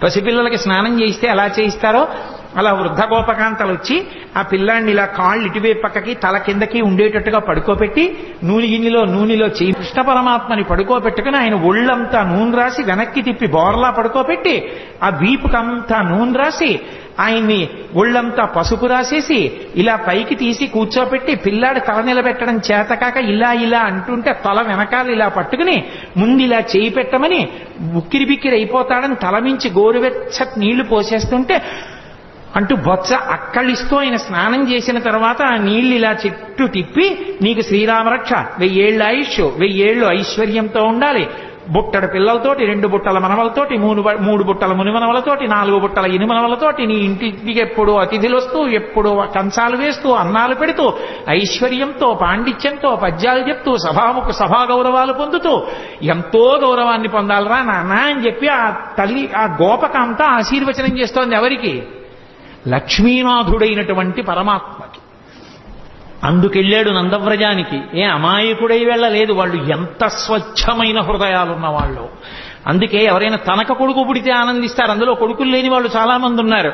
అదే యశోదకి కొడుకు పుట్టాడని తెలియగానే వాళ్ళు ఎంత సంతోషపడిపోయారో. ఏమినోమ ఫలమో ఇంత ప్రొద్దొక వార్త వింటిమ బలలా రవీనులరా మన యశోద చిన్న మగవానిక నెనట చూచివత్తమమ్మ సుధతులార నలనివాడు చలనివాడు చిన్నవాడు చిక్కినాడు ఏ నోమ ఫలమో ఏ పూర్వ ఫలమో అంటూ వాళ్ళందరూ ఆ యశోద దగ్గరికి వెళ్ళి సూతికాగృహంలోకి ఆడవాళ్ళు ఎడతారు, మగవాళ్ళు వెళ్ళకూడదు. మగవాళ్ళు బయట నించున్నారు. ఆ నందుడి దగ్గరికి వెళ్ళి నందుడిని అభినందిస్తారు, కొడుకు పుట్టేట కదా అని. నందుడు రాజుగారి దగ్గరికి వెళ్ళేటప్పుడు మరి కొంచెం డాంబికంగా వెళ్ళాలి. మరి కంచుకములు తలకట్లను కాంచన భూషాంబరములు మెరయగ గోపకు లేతించిరి మంచి పదార్థములు కొనుచు మాధవు చూడన్. మాధవుడు అన్నారు. పుట్టినవాడు లక్ష్మీపతి, శ్రియప్పతి. అందుకే ఆయన పుడితేట మిగిలిన వాళ్ళకి తెలియలేదు గాని క్రేళ్లురికె మసలిలేగలు మల్లడిగుని రెంకెలిడియమద వృషభంబుల్ పెళ్ళున ముదుగుల పొదుగుల చల్లించన్ పాలు బాలు సంభవ వేళన్ అన్నారు పోతన గారు. ఈయన పరమాత్మ పరిపూర్ణావతారం కృష్ణుడు మా వెనకాతలు వస్తాడు. మమ్మల్ని అందరినీ ఇలా ఒళ్ళు నిమురుతాడు. సాయంకాలం వేళ మమ్మల్ని కడతాడు. బంధనాలు విప్పే పరమాత్మ మాకు బంధనాలు వేస్తాడు. ఆయనే మమ్మల్ని తణుగుతాడు, ఆయనే మాకు గడ్డి పెడతాడు, ఆయనే పాలు పితుకుతాడు. మా అదృష్టం అన్నయిట. లీలాశుకుడు పొంగిపోయాడు. గోధూళిధూ సరిత కోమల గోపవేషం గోపాల బాలక శతైరనుగమ్యమానం సాయంతనే ప్రతిగృహం పశుబంధనార్థం గచ్చంతమచ్యుత శిశుం ప్రణతోస్మి నిత్యం అన్నాడు. ప్రతిరోజు సాయంకాలం అయ్యేటప్పటికి ఆ ఆవుల్ని దూడల్ని కొన్ని వేల దూడల్ని తరువుకొస్తూ వాటన్నిటికీ పేర్లు పెట్టేవాడు. సే లక్ష్మి, అంబ, కళ్యాణి, సరస్వతి, పార్వతి, మీ అందరిగో వీళ్ళ ఇంట్లోకి వెళ్ళిపోండి అనేవాడు. ఆవులన్నీ వీళ్ళ ఇంట్లోకి వెళ్ళిపోయి ఆ గోపకాంతలందరికీ చిన్ని కృష్ణుడిని చూస్తే సంతోషం. కృష్ణ కృష్ణ ఈ పార్వతి అస్సలు మాట వింటలేదు, కొంచెం కట్టేసి వెళ్ళిపోదు అనేవాడు. అంటే ఆ ఆవు పలు పట్టుకుని ఇలా గట్టిగా లాగుతుంటే డొక్కలు అక్కలించిపోయి ఉరప్పంజరం బయటికి వస్తే ఆ ఆవు నిగడదని నించుని ఆఖరికి ముందుకి గబుక్కును వదిలేస్తే కింద పడిపోయిన కృష్ణుడు మళ్ళీ లేచి ఆ పలుపు పట్టుకుని వెళ్ళి కట్టేస్తుంటే ఆ గోపకాంతలు నవ్వేవార్త. అందరి బంధనాలు విప్పేసే కృష్ణ, నువ్వు సాయంకాలం గోధూళి మీద పడి ఉండగా వెళ్ళి ఆ ఆవుల్ని కడుతున్నటువంటి దృశ్యం నా మనసులో నిలబడిపోయింది, ప్రతిరోజు నమస్కరిస్తానన్నాడు విరాచకుడు. అందుకే గోధూళి ధూసరిత కోమల గోపవేషం గోపాల బాలక శతైరనుగమ్యమానం సాయంతనే ప్రతిగృహం పశుబంధనార్థం గచ్చంతమచ్యుత శిశుం ప్రణతోస్మి నిత్యం.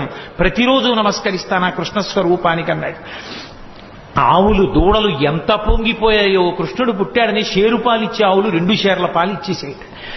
ఈ ఆభీర కుమారుడు వీరుండై వీరవైరి చేతయునై శ్రీయుతుడై దీర్ఘాయుష్మంతుండగునని పాయక దీవించినప్పుడు బ్రాహ్మణ జనముల్ దుందుబులు మెరసె గాయక సందోహము పాడే సూత సముదాయముతో వందిజనులు కీర్తించిరి కందుగ వీతించ భద్రకాహళ రవముల్ అంటారు పోతన గారు.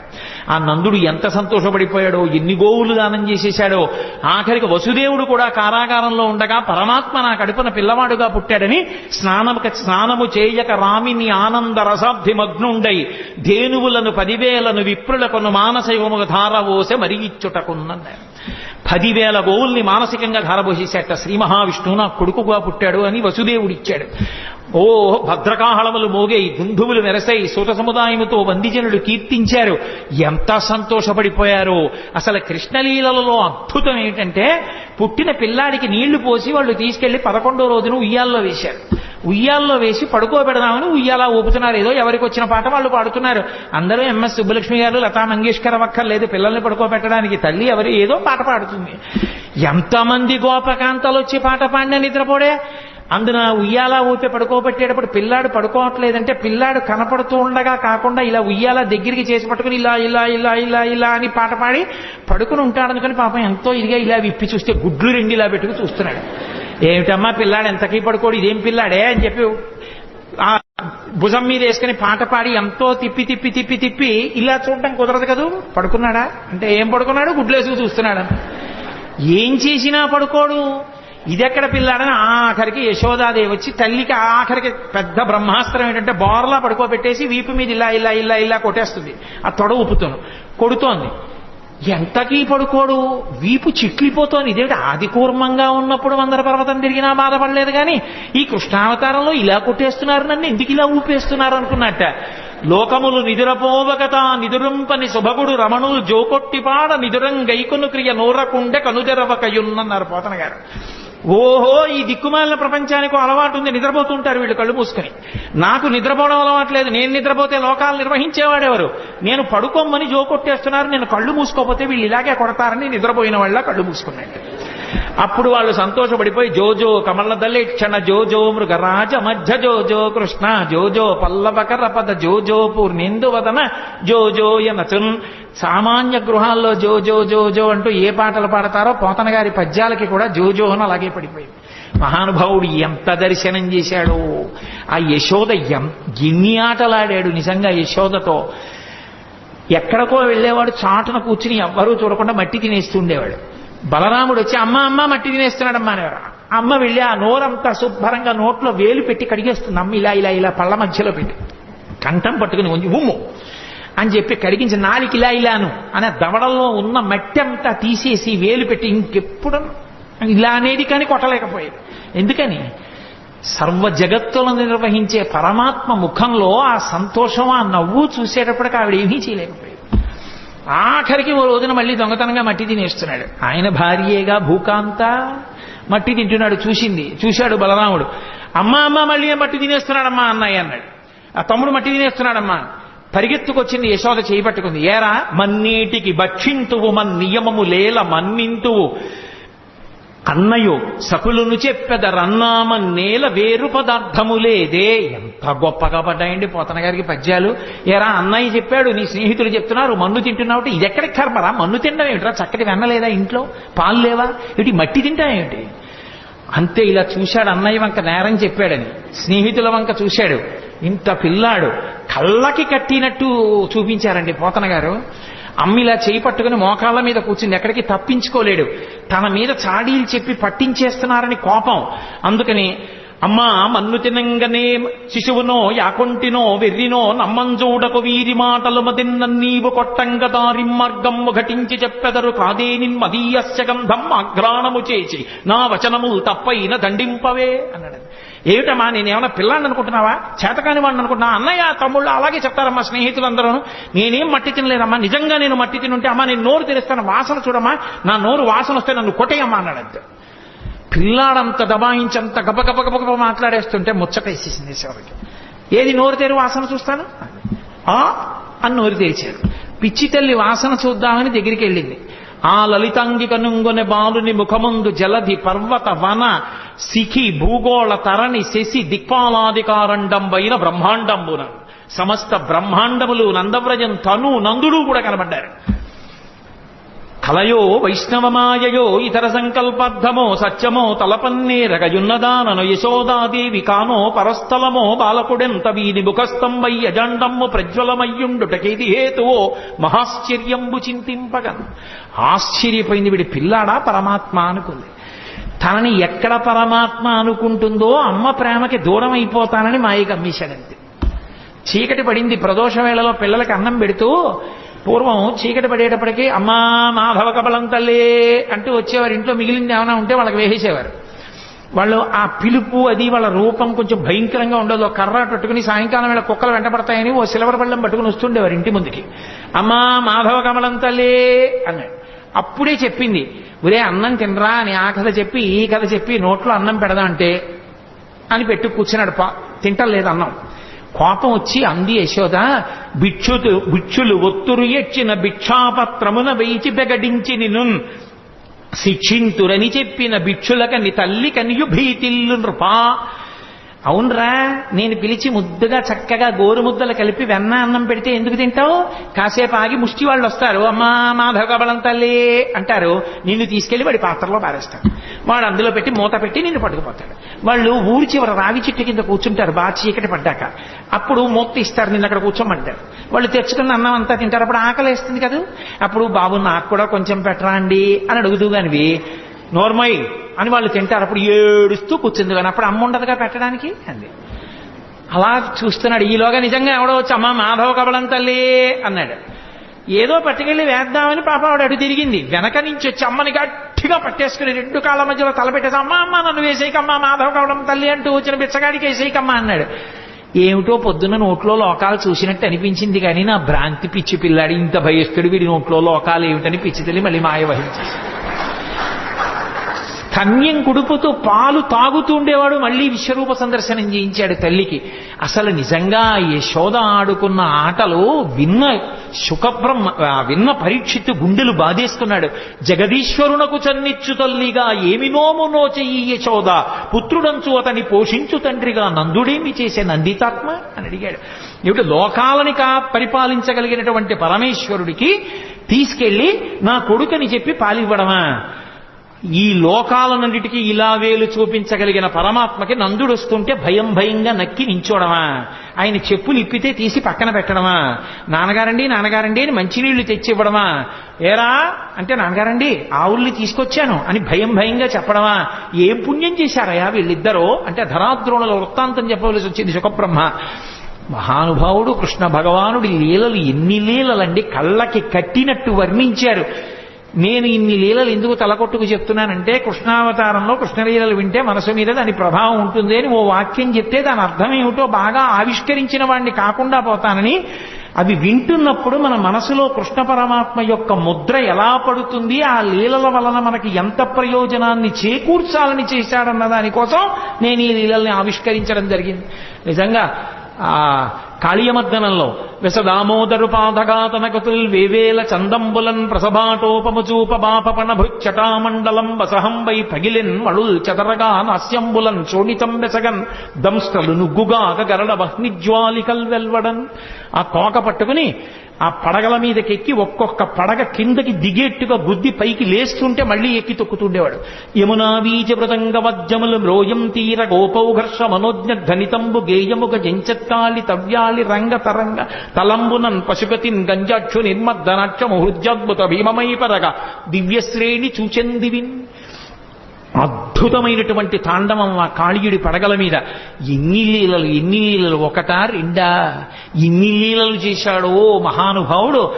ఆఖరికి గోపాల బాలురందరితో కలిసి చల్ది తినడం.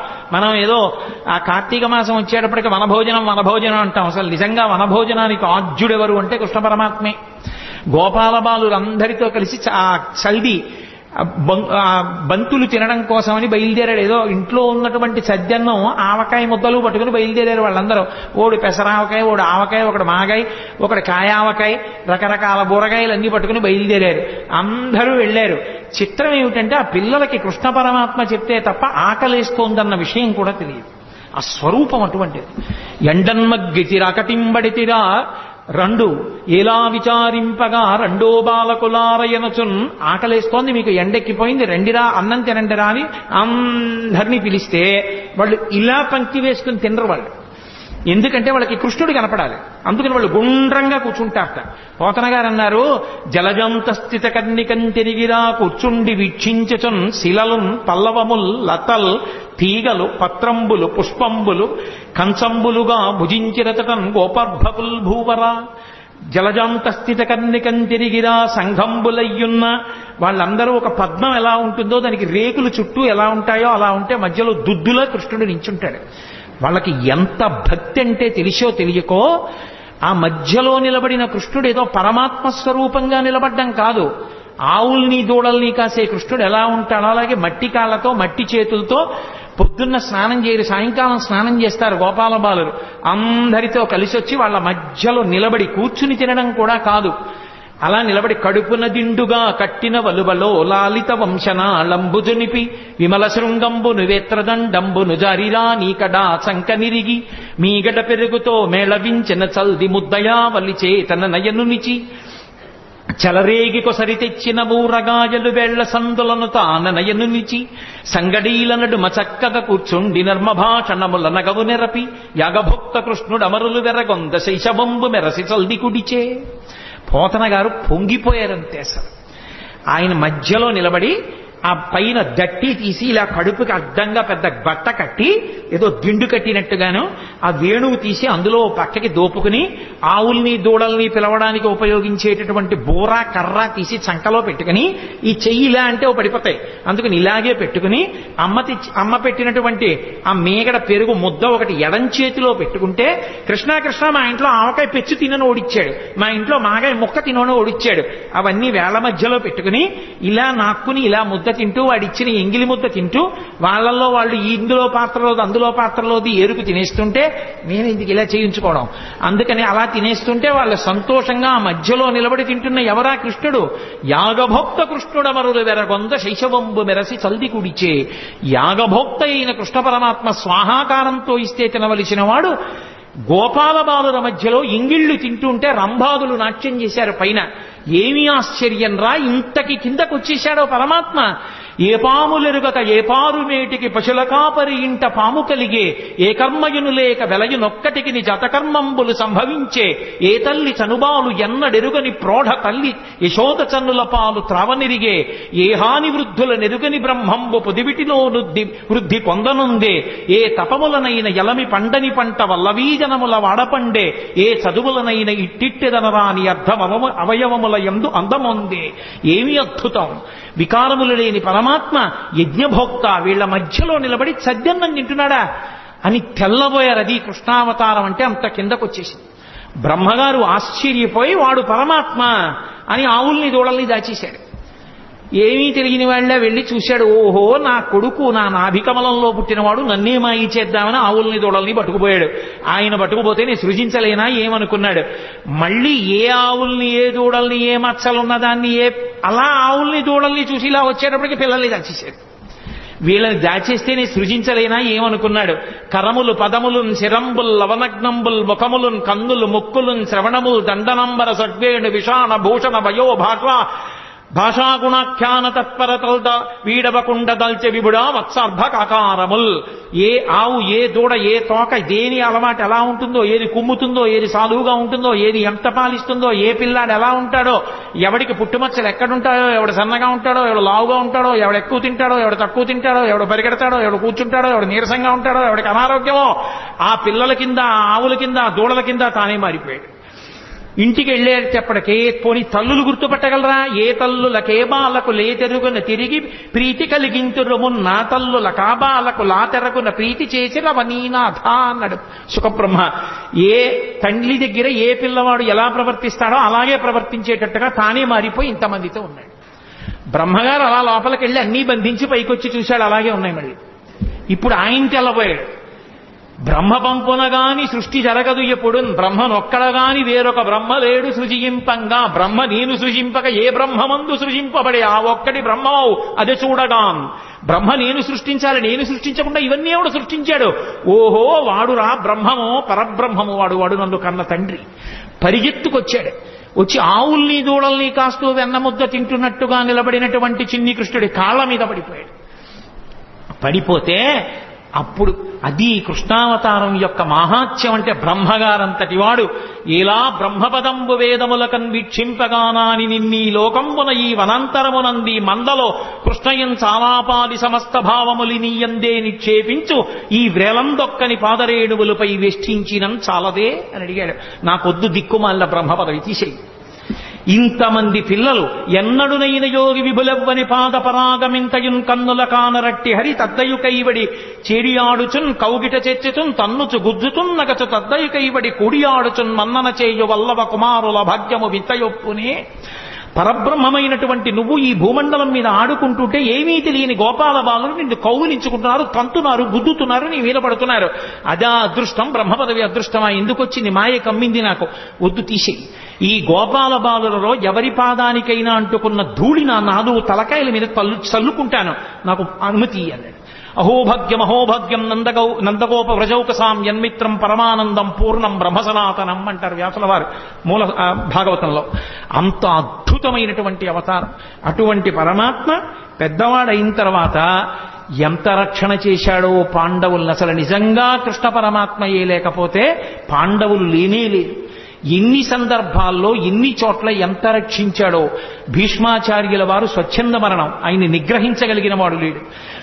దేవతలందరూ వచ్చి ఒక పక్క నిలబడినా సరే ఆయన్ని నిర్జించలేరు. ఆయనే చెలరేగి యుద్ధం చేస్తుంటే ధర్మరాజు గారు భయపడిపోయాడు. నిద్ర పట్టక శిబిరంలో తిరుగుతుంటే కృష్ణ పరమాత్మని చూశాడు.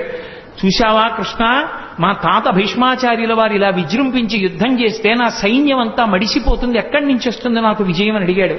పిచ్చివాడా, మీ తాత ధర్మపక్షపాతి. ఇదే సమయం, చీకటి పడిపోయింది, ఎవ్వరుండరు, నీ తాత శిబిరానికి వెళ్ళు. తాత ఇలా యుద్ధం చేస్తే మాకెక్కడి నుంచి విజయం వస్తుంది, తాత మార్గం లేదా అని అడుగు.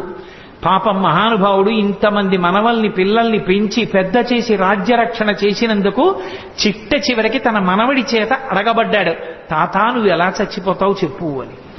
ధర్మరాజు గారు అడిగితే, ఒరే మనవడా, నేను చేతిలో ధనస్సు పట్టుకుని ఉన్నంత కాలం నన్ను పడగొట్టడం ఎవరికీ సాధ్యం కాదు. అంబ నా మీద పగబట్టి నన్ను చంపడం కోసం తపస్సు చేసి ఆడదై పుట్టి మగవాడిగా మారింది. ఆడదై పుట్టి మగవాడిగా మారింది కాబట్టి అంబ శిఖండిగా తిరుగుతోంది. శిఖండిని అర్జునుడి రథం మీద నిలబెట్టండి. శిఖండి ఎదురుగుండా కనపడితే నేను బాణం వెయ్యను, ధనస్సు కింద పెట్టేస్తాను. ధనస్సు కింద పెట్టిన తర్వాత శిఖండి వెనక నుంచి అర్జునుడిని నా మీద బాణప్రయోగం చెయ్యమను, ఒళ్ళంతా తూట్లుగా కొట్టేయండి, ఆ బాణపంజరంతో కింద పడిపోతాను, తర్వాత మీరు యుద్ధం చెయ్యండిరా అన్నాడు. కృష్ణ పరమాత్మ చెప్పబట్టి శిఖండిని ఎదురుగుండా పెట్టుకుని భీష్మాచార్యుల వారిని పడగొట్టారు. ద్రోణాచార్యుల వారు ఒకానొక సందర్భంలో విజృంభించి ధనస్సు పట్టుకుని వైరి పక్షంలో ఒక్కడిని బ్రతకనివ్వనని అగ్నిహోత్రంలా విజృంభించాడు. కృష్ణ పరమాత్మ దగ్గరికి వెళ్ళి ఏడిచాడు ధర్మరాజు. ఏం చేయమంటావు, ఎలా ఇప్పుడు సాక్షాత్తు గురువు ఆయన్ని ఎలా నిగ్రహించడం అని. ఒక్కటే కార్యం, భీమసేన నువ్వు వెళ్ళి అవతల వైపు సైన్యంలో అశ్వత్థామ అని పేరు కలిగినటువంటి ఏనుగుంది, నీ గదాదండంతో దాన్ని చంపేసి, చంపేసిన తర్వాత గట్టిగా అరువు, అశ్వత్థామ హతః అన్నారు. మంచి యుద్ధం చేస్తున్నాడు ద్రోణాచార్యుల వారు. భీమసేనుడు వెళ్ళి ఆ ఏనుగుని చంపి ఒక పెద్ద అరుపు అరిచాడు, అశ్వత్థామ హతః అన్నాడు. నమ్మలేదు ద్రోణాచార్యుల వారు. నన్ను నా ఉత్సాహాన్ని తగ్గించడానికి అరుస్తున్నాడని అదే బాణ పరంపర కొనసాగిస్తున్నాడు.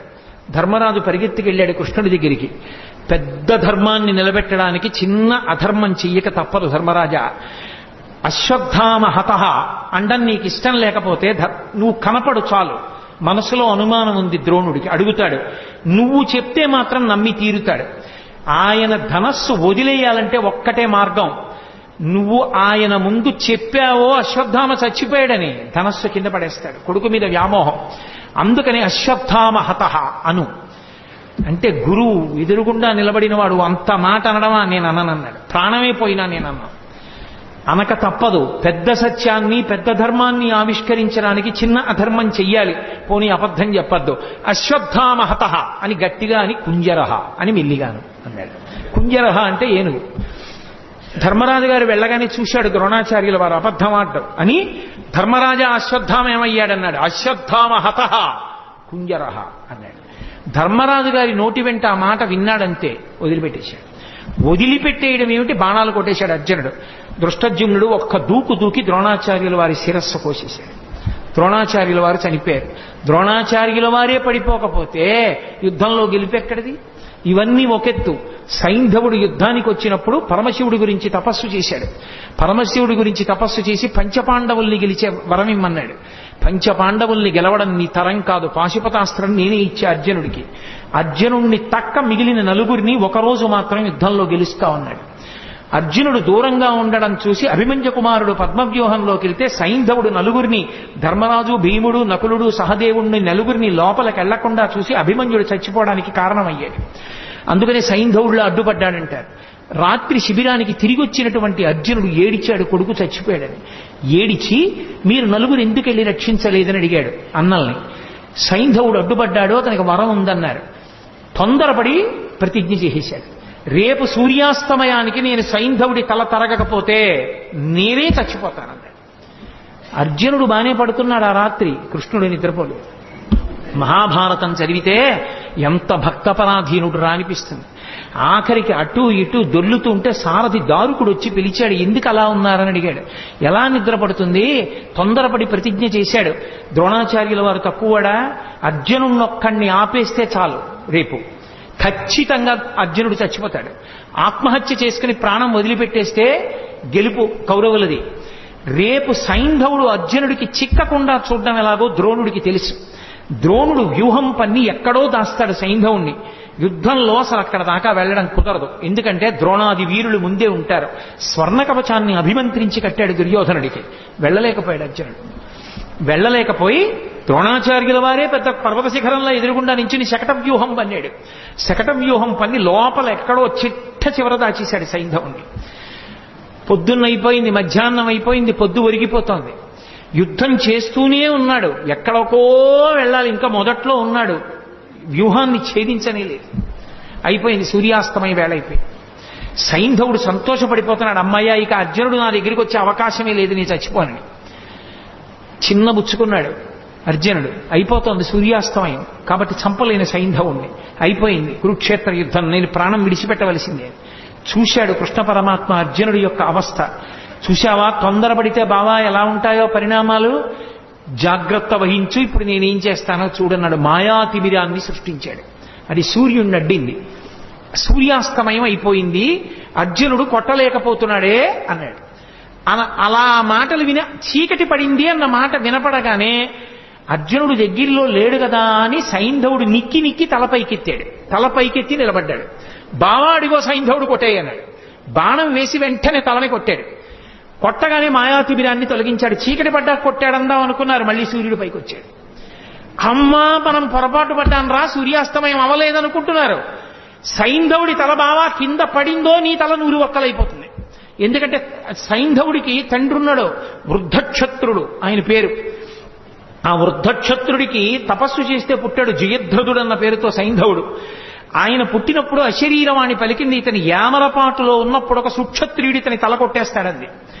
వెంటనే తండ్రి అన్నాడు, ఏ సుక్షత్రియుడు నా కొడుకు తల కొట్టి కింద పడేస్తాడో వాడి తల 100 వక్కలైపోతుంది అన్నాడు. ఎవడు తల కొట్టేస్తాడో, తల కొట్టి కింద పడేస్తాడో వాడి తల 100 వక్కలవుతుంది అన్నాడు. బావా నీకు తెలియదు, వాళ్ళ తండ్రి శాపం ఉందా, తల కింద పడిపోతే నీ తల 100 వక్కలైపోతుంది, అందుకు నా తల కింద పడకుండా బంతులాడన్నాడు. ఓ పక్క యుద్ధం చేస్తూ ఓ పక్క బాణం వేస్తూ సైంధవుడి తల కింద పడకుండా పైన బంతులాడాడు. బావా ఇటు యుద్ధం కష్టంగా ఉంది, పాశుపతాస్త్రం వేసి దీన్ని ఎక్కడో హిమాలయ పర్వతాల అవతల ఉన్నటువంటి ఆ శమంతక పంచకం దగ్గర కూర్చుని అసుర సంధ్య వేళ అవుతోందని సంధ్యావందనానికి కూర్చున్నాడు వృద్ధక్షత్రుడు. ధ్యానంలో ఉన్నాడు. ఆయన చేతుల్లో పడేటట్టు కొట్టు, వాళ్ళ తండ్రి చేతుల్లోనే పడుతుంది తలకాయ అన్నాడు. తిన్నగా పాశుపతాస్త్రం వేస్తే సైంధవుడి తలకాయ వెళ్ళి వృద్ధక్షత్రుడి చేతిలో పడింది. ఇదేమిట్రా అర్ఘ్యమిద్దామంటే చేతిలో తలకాయ పడింది, చెయ్యని ఇలా అన్నాడు కొడుకుని చూసుకోకుండా. ఆయన చేతిలోంచి తల కింద పడింది కాబట్టి ఎవరి చేతిలోంచి తల కింద పడిందో వాడి తల 100 వక్కలవ్వాలి. తండ్రి వృద్ధక్షత్రుడి తలకాయ 100 వక్కలైంది. కృష్ణుడు లేకపోతే అర్జునుడి బతికేమవును, పాండవులేమో. మహానుభావుడు మహాభారత యుద్ధంలో ఒకసారి కాదు ఎన్ని మాటలో కర్ణుడు ఎదురుగుండా నిలబడి ఇంద్రుడిచ్చిన నాగాస్త్రాన్ని ప్రయోగించాడు. ప్రయోగిస్తే నాగాస్త్రం వచ్చేస్తోంది. ఇక అర్జునుడి కంఠం మీదకి వస్తోంది, తల నరికేస్తుంది. వెంటనే తన బొటనవేలు పెట్టి రథాన్ని నొక్కాడు. 5 అంగుళాలు కిందికి దిగిపోయింది. రథం భూమిలోకి దిగిపోతే ఆ వచ్చినటువంటి నాగాస్త్రం అర్జునుడి కిరీటాన్ని కొట్టింది. ఆ కిరీటం కింద పడిపోయింది. అర్జునుడు దక్కాడు. భగదత్తుడు యుద్ధం చేస్తూ వైష్ణవాస్త్రం ప్రయోగించాడు. ఆ వైష్ణవాస్త్రం తిన్నగా వచ్చి అర్జునుడికి కొట్టేస్తుంది. దానికి ఇంకెదురులేదు, అది వచ్చేస్తోంది. కృష్ణ పరమాత్మ అర్జునుడికి ఎదురు నిలబడ్డాడు. నిలబడితే అది వైజయంతిమాలగా పడిపోయింది. అర్జునుడు నింద చేశాడు కృష్ణుణ్ణి. ఏమి కృష్ణ, నీ చేతకాని వాడినా అస్తమానం నువ్వెందుకు అడ్డుకుంటావు, నేను యుద్ధం చేయలేనా, ఏమనుకుంటారు అందరూ నన్ను అడిగాడు. బావా నీకు తెలియదు, ఒకానొకప్పుడు నేను శ్రీ మహావిష్ణువుగా ఉన్నప్పుడు ఈ భూమినంతటినీ పైకి ఉద్ధరించాను కోర మీద. అప్పుడు భూదేవి నా సంపర్కాన్ని అపేక్షించింది. మా ఇద్దరికీ పుట్టిన కొడుకు నరకాసురుడు. ఆ నరకాసురుడు మళ్ళీ తల్లి చేతిలోనే చనిపోవాలి. అందుకే సత్యభామ అన్న పేరుతో భూదేవి వచ్చినప్పుడు ఆవిడ చేతిలో నిహతుడయ్యాడు. నరకాసురుడి కొడుకు భగదత్తుడు. నాకు సంబంధించిన వైష్ణవాస్త్రం అతని చేతిలో ఉంది. ఆ వైష్ణవాస్త్రాన్ని ఎవరూ అడ్డలేరు, నీ సాధ్యం కాదు. అందుకే దానికి నేనే అడ్డెళ్ళి నాలోకే వైజయంతిమాలగా వేసుకున్నాను. ఇప్పుడు సంహరించు భగదత్తుణ్ణి అన్నాడు. మహానుభావుడు అలా సంహరించాడు. అలా భగదత్తుణ్ణి పడగొట్టాడు. వేరొకసారి నారాయణాస్త్ర ప్రయోగం చేశారు. అందరూ గబగబా నారాయణాస్త్రం ఏం చెయ్యాలన్నారు. నారాయణాస్త్రం నుంచి తప్పుచ్చుకోవడానికి ఒక్కటే మార్గం, ఎవరి చేతిలో ఉన్న ఆయుధాలు వాళ్ళు కింద పడేసి రథాల నుంచి దూకేయండి కిందకి. అలా దూకేస్తే నారాయణాస్త్రం ప్రసన్నమవుతుంది. ఎవరు ఎదురు తిరగలేరు కాబట్టి వెళ్ళిపోతుంది, ఎవరినీ చెనకదు. ఎవ్వరూ చేతిలో ఆయుధం పట్టుకోకండి అర్జునుడి కిందకి దోహించాడు, తను దూకేశాడు. అందరూ పాండవులు సైన్యం కిందకి దిగిపోయి ఆయుధాలు వదిలేసి నించున్నారు. ఇంతమంది కిందకి దిగిపోయి నించునుంటే భీమసేనుడు ఒక్కడు మాత్రం గర్వంతో నారాయణాస్త్రమైనా సరే నేను నా గద వినిపించి పెట్టండి గద పట్టుకుని తిరుగుతున్నాడు. వచ్చేసింది నారాయణాస్త్రం. ఎక్కడ చంపేస్తుందో అని అర్జునుణ్ణి తీసుకుని పరుగున వెళ్ళి ఆ రథం మీదకి ఎక్కి ఆ భీముణ్ణి రథంలోంచి కిందకి తోసేశాడు. ఆ గద లాగేసుకుని కింద పడిపోయి ఆ ఆయుధం లేకుండా నించున్నాడు భీముడు. దాటి వెళ్ళిపోయింది నారాయణాస్త్రం. ఎన్ని మాటలు రక్షించాడు. ఒక మాట 2 మాటల మహాభారతం జరిగితే కృష్ణ పరమాత్మ యొక్క రక్షణ పాండవులకు ఎన్నిసార్లు ఇన్ని మాటలు రక్షించాడో మహానుభావుడు. ఎంతమంది రాక్షసుల్ని కురుక్షేత్రం వరకు రాకుండానే నిగ్రహించాడు జరాసంధాదులను. లేకపోతే ఎంత ప్రమాదం జరిగి ఉండేదో. ఆఖరికి ఒకానొక సమయంలో అయితే అర్జునుడు దూరంగా ఉండడం చూసి కర్ణుడు చాలా భయంకరమైనటువంటి యుద్ధం చేశాడు ధర్మరాజు గారితో. ధర్మరాజు గారు ఆ యుద్ధంలో తట్టుకోలేకపోయాడు. తట్టుకోలేక కర్ణుడి చేతిలో విశేషంగా దెబ్బలు తిని ఇంటికి వచ్చాడు. అర్జునుడు తిరిగి వచ్చాడు. మా అన్నగారు ఇవాళ యుద్ధంలో ఇన్ని దెబ్బలు తిన్నారట అని బాధపడి ధర్మరాజును చూడ్డానికి వెళ్ళాడు. ధర్మరాజుకి ఎక్కడలేని ఆగ్రహం వచ్చి, నువ్వు కర్ణుణ్ణి నిర్జించలేదు, నేను ఇంత బాధపడ్డాను, నీకు చేత కాకపోతే ఆ గాంధీవం ఎవరికన్నా ఇవ్వకూడదా అన్నాడు. వెంటనే అర్జునుడు కృష్ణుడి వంక తిరిగి అన్నాడు, గాంధీవం నీకు చేత కానప్పుడు ఎవరికైనా ఇవ్వకూడదా అని నన్ను ఎవరైనా అంటే వాళ్ళని చంపేస్తానని ప్రతిజ్ఞ చేశాను. ప్రతిజ్ఞాభంగం చేయకూడదు. కాబట్టి బావా నేను ఇప్పుడు ధర్మరాజు గారిని చంపేయాలి అన్నయ్యని ఎలా అని అడిగాడు. అడిగితే అయ్యో ఇప్పుడు ధర్మరాజు గారిని చంపేస్తే యుద్ధం ఎలాగయా, ఈ ప్రతిజ్ఞలు బాగున్నాయి, గాంధీవం ఎవరికన్నా ఇచ్చేయి అన్నవాడిని చంపేస్తానని ప్రతిజ్ఞ చేశావా? ధర్మరాజు అన్నాడా? అందుకని అన్నయ్యని చంపేస్తావా? ఇదెక్కడి ప్రతిజ్ఞ? చంపేయడంతో సమానం ఏమిటంటే ఏకవచన ప్రయోగం చేయడమే. గురువుని కాని, తండ్రిని కాని, అన్నని కాని ఏకవచన ప్రయోగం చేస్తే, అంటే గౌరవం తప్పించి ఏకవచన ప్రయోగం చేస్తే, ప్రత్యేకించి గురువుని చంపేసిన పాపం వేయడానికి ఎప్పుడేస్తారంటే ఏకవచన ప్రయోగం చేస్తే.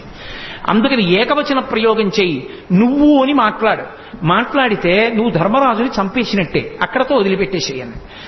ధర్మరాజుని నువ్వు అని సంబోధించి మాట్లాడాడు అర్జునుడు, కాబట్టి నువ్వు అన్నయ్యని చంపినట్టే, ఇంకా వదిలిపెట్టేసేయన్నాడు.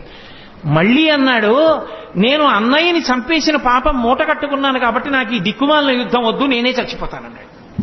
మళ్ళీ ఇదోటి మొదలెట్టావా? ఇప్పుడు నువ్వు చచ్చిపోతే ఎలా యుద్ధం జరుగుతుందిరా నాయనా అన్నాడు. అన్నయ్యనంత మాట అన్నాను, అన్నయ్యని చంపిన పాపం నా ఖాతాలోకి వచ్చింది కాబట్టి నేను చచ్చిపోతానంతే. ధర్మరాజునంత మాట అన్నాక ఇంకా నేను యుద్ధం చేయను అన్నాడు.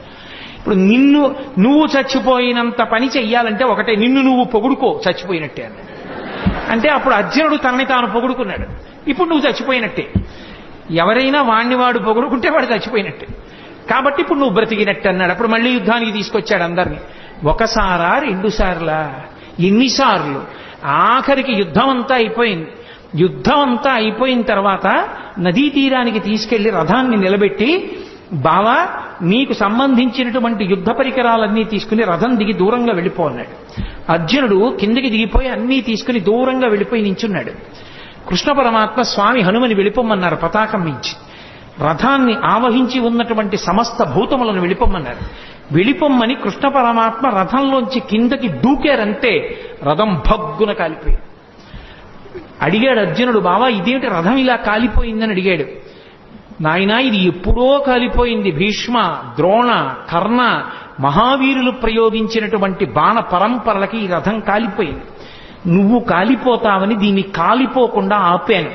ఇప్పుడు ఇక యుద్ధంలో విజయం సాధించావు కాబట్టి ఈ రథాన్ని కాలిపోవడానికి అనుమతించాను.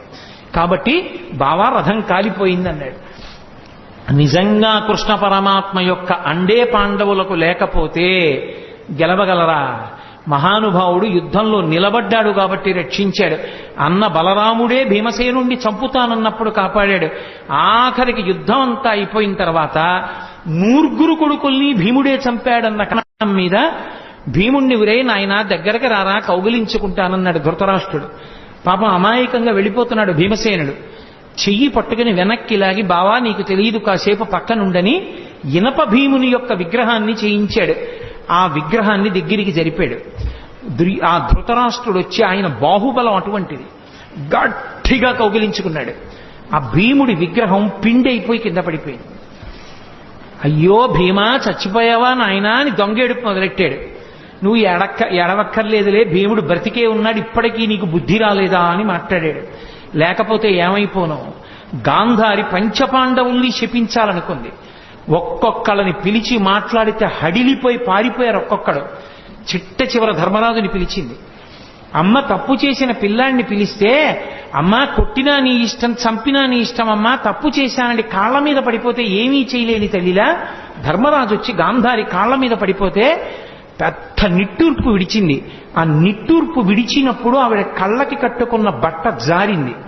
జారినందుకు ఆవిడ కళ్ళల్లోంచి వచ్చినటువంటి కాంతి ఆ ధర్మరాజు గారి పాదాల వేళ్ల మీద పడింది. ఆయన వేళ్లు కాలి బొబ్బలెక్కిపోయాయి. అంతటి తీవ్ర దృక్కులతో చూసింది. చిట్ట చివరికి పాండవులను రక్షించినందుకు గాంధారి వలన కృష్ణ పరమాత్మ శాపం పొంది అవతార పరిసమాప్తి చేశారు. భక్తపరాధీనుడై మహానుభావుడు ఎంతమందిని రక్షించాడో. అందుకే భీష్మాచార్యుల వారు భాగవతంలో స్తోత్రం చేస్తూ, త్రిజగన్మోహన నీలకంతితను ఉద్దీపింప ప్రభాత నీరజబంధు ప్రభమైన చేలముపయిన్ రంజిల్ల. ఆయన వచ్చినప్పుడు ఎంత అందంగా ఉంటుందంటేట కురుక్షేత్రంలో యుద్ధానికి. త్రిజగన్మోహన నీలకాంతితను ఉద్దీపింప, 3 లోకములు కూడా ఆకర్షింపబడేటంతటి అందమైనటువంటి నీలమేఘ ఛాయతో ఉంటాడు. తను ఉద్దీపింప ప్రాభాత నీరజ బంధు ప్రభమైన చేలము పయిన్ రంజిల్ల నీలాలక వ్రజ సంయుక్త బంధుర సేవ్యమై విజృంభింప మా విజయుంచేరుడు వన్యకాడు మది నావేశించు నెల్లప్పుడు అంటాడు. ప్రాభాత నీరజ బంధు ప్రభమైన అంటే తామర పువ్వులకు మిత్రుడైనటువంటి ప్రభాతకాల సూర్య భగవానుడి యొక్క కాంతి ఎలా ఉంటుందో అటువంటి చేలమును కట్టుకున్నటువంటి వాడు. అటువంటి కృష్ణుడు అర్జునుడి రథం మీద కూర్చుని సారథ్యం వహించాడు కాబట్టి బ్రతికాడు. అదిగో ఆ భక్తపరాధీనుడైన కృష్ణుడున్నాడే, ఆయన నన్ను రక్షించుగాక అని చెప్పుకున్నాడు. హయరింకాముఖ ధూళి ధూసర పరిన్యస్తాలకోపేతమై రయజాత శ్రమతోయ బిందుగితమై రంజిల్లు నిమ్మోముతో జయముం పార్థునకిచ్చు వెట్కనని నా శస్త్రాహుతించాలనొచ్చియు బోరించు మహానుభావు మదిలో చింతింతు నశ్రాంతమున్నంటాడు. ఆయన కర్మ ఎదురుగుండా సారథ్యం చేసేటప్పుడు యుద్ధం జరుగుతుంటే మాట వినపడదు. రథం ఇటు పోనీ అని చెప్పడానికి చేతిలో ధనస్సు ఉంటుంది, బాణం ఉంటుంది. అప్పుడు రథి వెనకాతల ఉన్నవాడు సారథిని పిలవాలంటే కాలెత్తి డొక్కలో పొడుస్తాడు. పొడిస్తే వెనక్కి తిరిగి చూడాలి. ఆయన కర్మ కాలి చేశాడా సారథ్యం. హయరింకాముఖ ధూళి ధూసర పరిన్యస్తాలకోపేతమై ముందు గుర్రాలు పరిగెడుతుంటే వాటి మించి పైకి రేగినటువంటి ధూళి ఒంటిని పట్టేస్తే చెమటలు పట్టి మట్టి అంటుకున్నవాడై అయినా కూడా జయము పార్థునకిచ్చు వెట్కనని నా శస్త్రాహుతించాలనొచ్చియు బోరించు మహానుభావు మదిలో చింతింతున శ్రాంతము అన్నాడు. నేను అన్ని అస్త్రాలు ప్రయోగిస్తుంటే వాటి ధాటికి తట్టుకుని ముందు సారథి మీద వేస్తుంటే సారథికి తగులుతాయి కాబట్టి వెనక అర్జునుణ్ణి రక్షించడానికి నా బాణములను ఎదుర్కొన్న కృష్ణుడున్నాడే, ఆయన నా మనస్సుని ఆవేశించుగాక. అలాగే మహానుభావుడు ఒక సూర్యుండు సమస్త జీవులకు తానొక్కొక్కడైతోచు పోలిక ఏ దేవుడు సర్వకాలము మహాలీలన్ నిజోత్పన్న జన్య కదంబ హృత్సరోరుహములం నానా విధానోరూపకుడయ్యొట్టు ఈశ్వరుని ప్రార్థింతు నశ్రాంతమున్ అంటాడు. ఒక్క సూర్యుడు ఒక్కొక్కళ్ళకి ఒక్కొక్క సూర్యుడిగా కనపడినట్టుగా ఉండి అందరినీ రక్షించేటటువంటి పరమాత్మ రాశీభూతమై కృష్ణుడిగా అర్జునుడి రథం మీద కూర్చుని యుద్ధం చేశాడే, ఆయన మమ్ము రక్షించుగాక. అసలు కృష్ణావతార ఘట్టంలో పతాక స్థాయి భీష్మాచార్యుల వారితోటి. ఎందుచేత అంటే సర్వసైన్యాధిపత్యం భీష్మాచార్యుల వారికి ఇచ్చారు. ఈ పద్యంతో నా ఉపన్యాసాన్ని పూర్తి చేస్తాను. ఇటు సర్వసైన్యాధిపత్యం భీష్మాచార్యుల వారిది, అటు కృష్ణుడు ఏ ప్రతిజ్ఞ చేశాడని అడిగాడు భీష్ముడు. ఆయుధం పట్టట, కేవలం సారథ్యం మాత్రమే చేస్తాట, అలా ప్రతిజ్ఞ చేశాడన్నారు. ఓహో, అలా ప్రతిజ్ఞ చేశాడా? కృష్ణుడు పరమాత్మ అని భీష్ముడికి తెలుసు. భీష్ముడు అన్నాడు, నేను ప్రతిజ్ఞ చేస్తున్నాను, నేను కృష్ణుడి చేత ఆయుధం పట్టిస్తానన్నాడు. భక్తుడు నెగ్గాలా, పరమేశ్వరుడు నెగ్గాలా? యుద్ధం వచ్చింది, కృష్ణుడు ఆయుధం పట్టడుగా. భీష్మాచార్యుల వారు యుద్ధం చేస్తున్నారు. కృష్ణుడి చేత ఆయుధం పట్టిస్తే భీష్ముడు నెగ్గుతాడు, కృష్ణుడు ఆయుధం పట్టకపోతే కృష్ణుడు నెగ్గుతాడు. భగవంతుడా భక్తుడా ఇద్దరికీ వేదిక కురుక్షేత్రమైంది.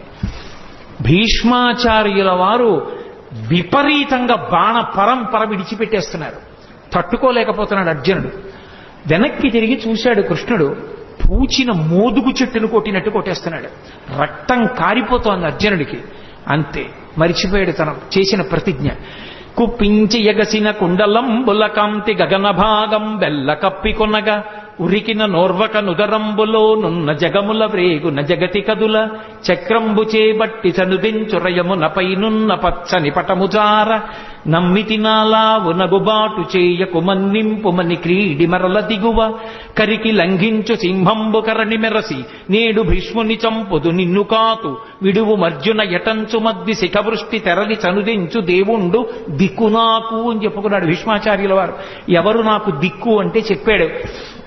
అదిగో ఆ రోజున నేను బాణ పరంపరలు విడిచిపెడుతుంటే అర్జునుడు తట్టుకోలేకపోతే ఎక్కడ అర్జునుడు కింద పడిపోతాడోనని అర్జునుణ్ణి రక్షించుకోవడం కోసం తను ఆయుధం పట్టనన్న ప్రతిజ్ఞని కూడా మర్చిపోయి పగ్గాలు విసిరి పారేసి రథం నుంచి కిందకి దూకేస్తే కుప్పించి ఎగసిన కుండలం బులకాంతి గగన భాగం బెల్ల కప్పికొనగా ఆ దూకినప్పుడు కృష్ణుడి కుండలములు ఇలా ఊగితే వాటి కాంతి ఆకాశాన్ని కప్పేసింది. ఆయన కడుపులో ఉన్నటువంటి జగములన్నీ ఇలా ఊగిపోతే కోపంతో ఆయుధం పట్టనన్నవాడు చక్రం పట్టుకుని పరిగెత్తుకొచ్చేస్తుంటే పైనున్న పచ్చని పటముజార వేసుకున్న పచ్చటి ఆ ఉత్తరీయం జారి కింద పడిపోతుంటే నమ్మితినాలావు నగుబాటు చేయకు మన్నింపు మన్ని క్రీడి మరల దిగువ. బావా అర్జునుడు చేతకానివాడు కాకపోతే కృష్ణుడు ఆయుధం పట్టుకున్నాడని లోకం చెప్పుకుంటుంది. బావా వదిలేయి అని అర్జునుడు వెంట పడుతుంటే నేను సారథ్యం చేస్తుండగా నా వెనక నువ్వు ఉండగా నాకు పరమభక్తుడవైన నిన్ను నా ఎదురుకుండా ఇన్ని బాణాలు పెట్టి కొట్టేస్తాడా?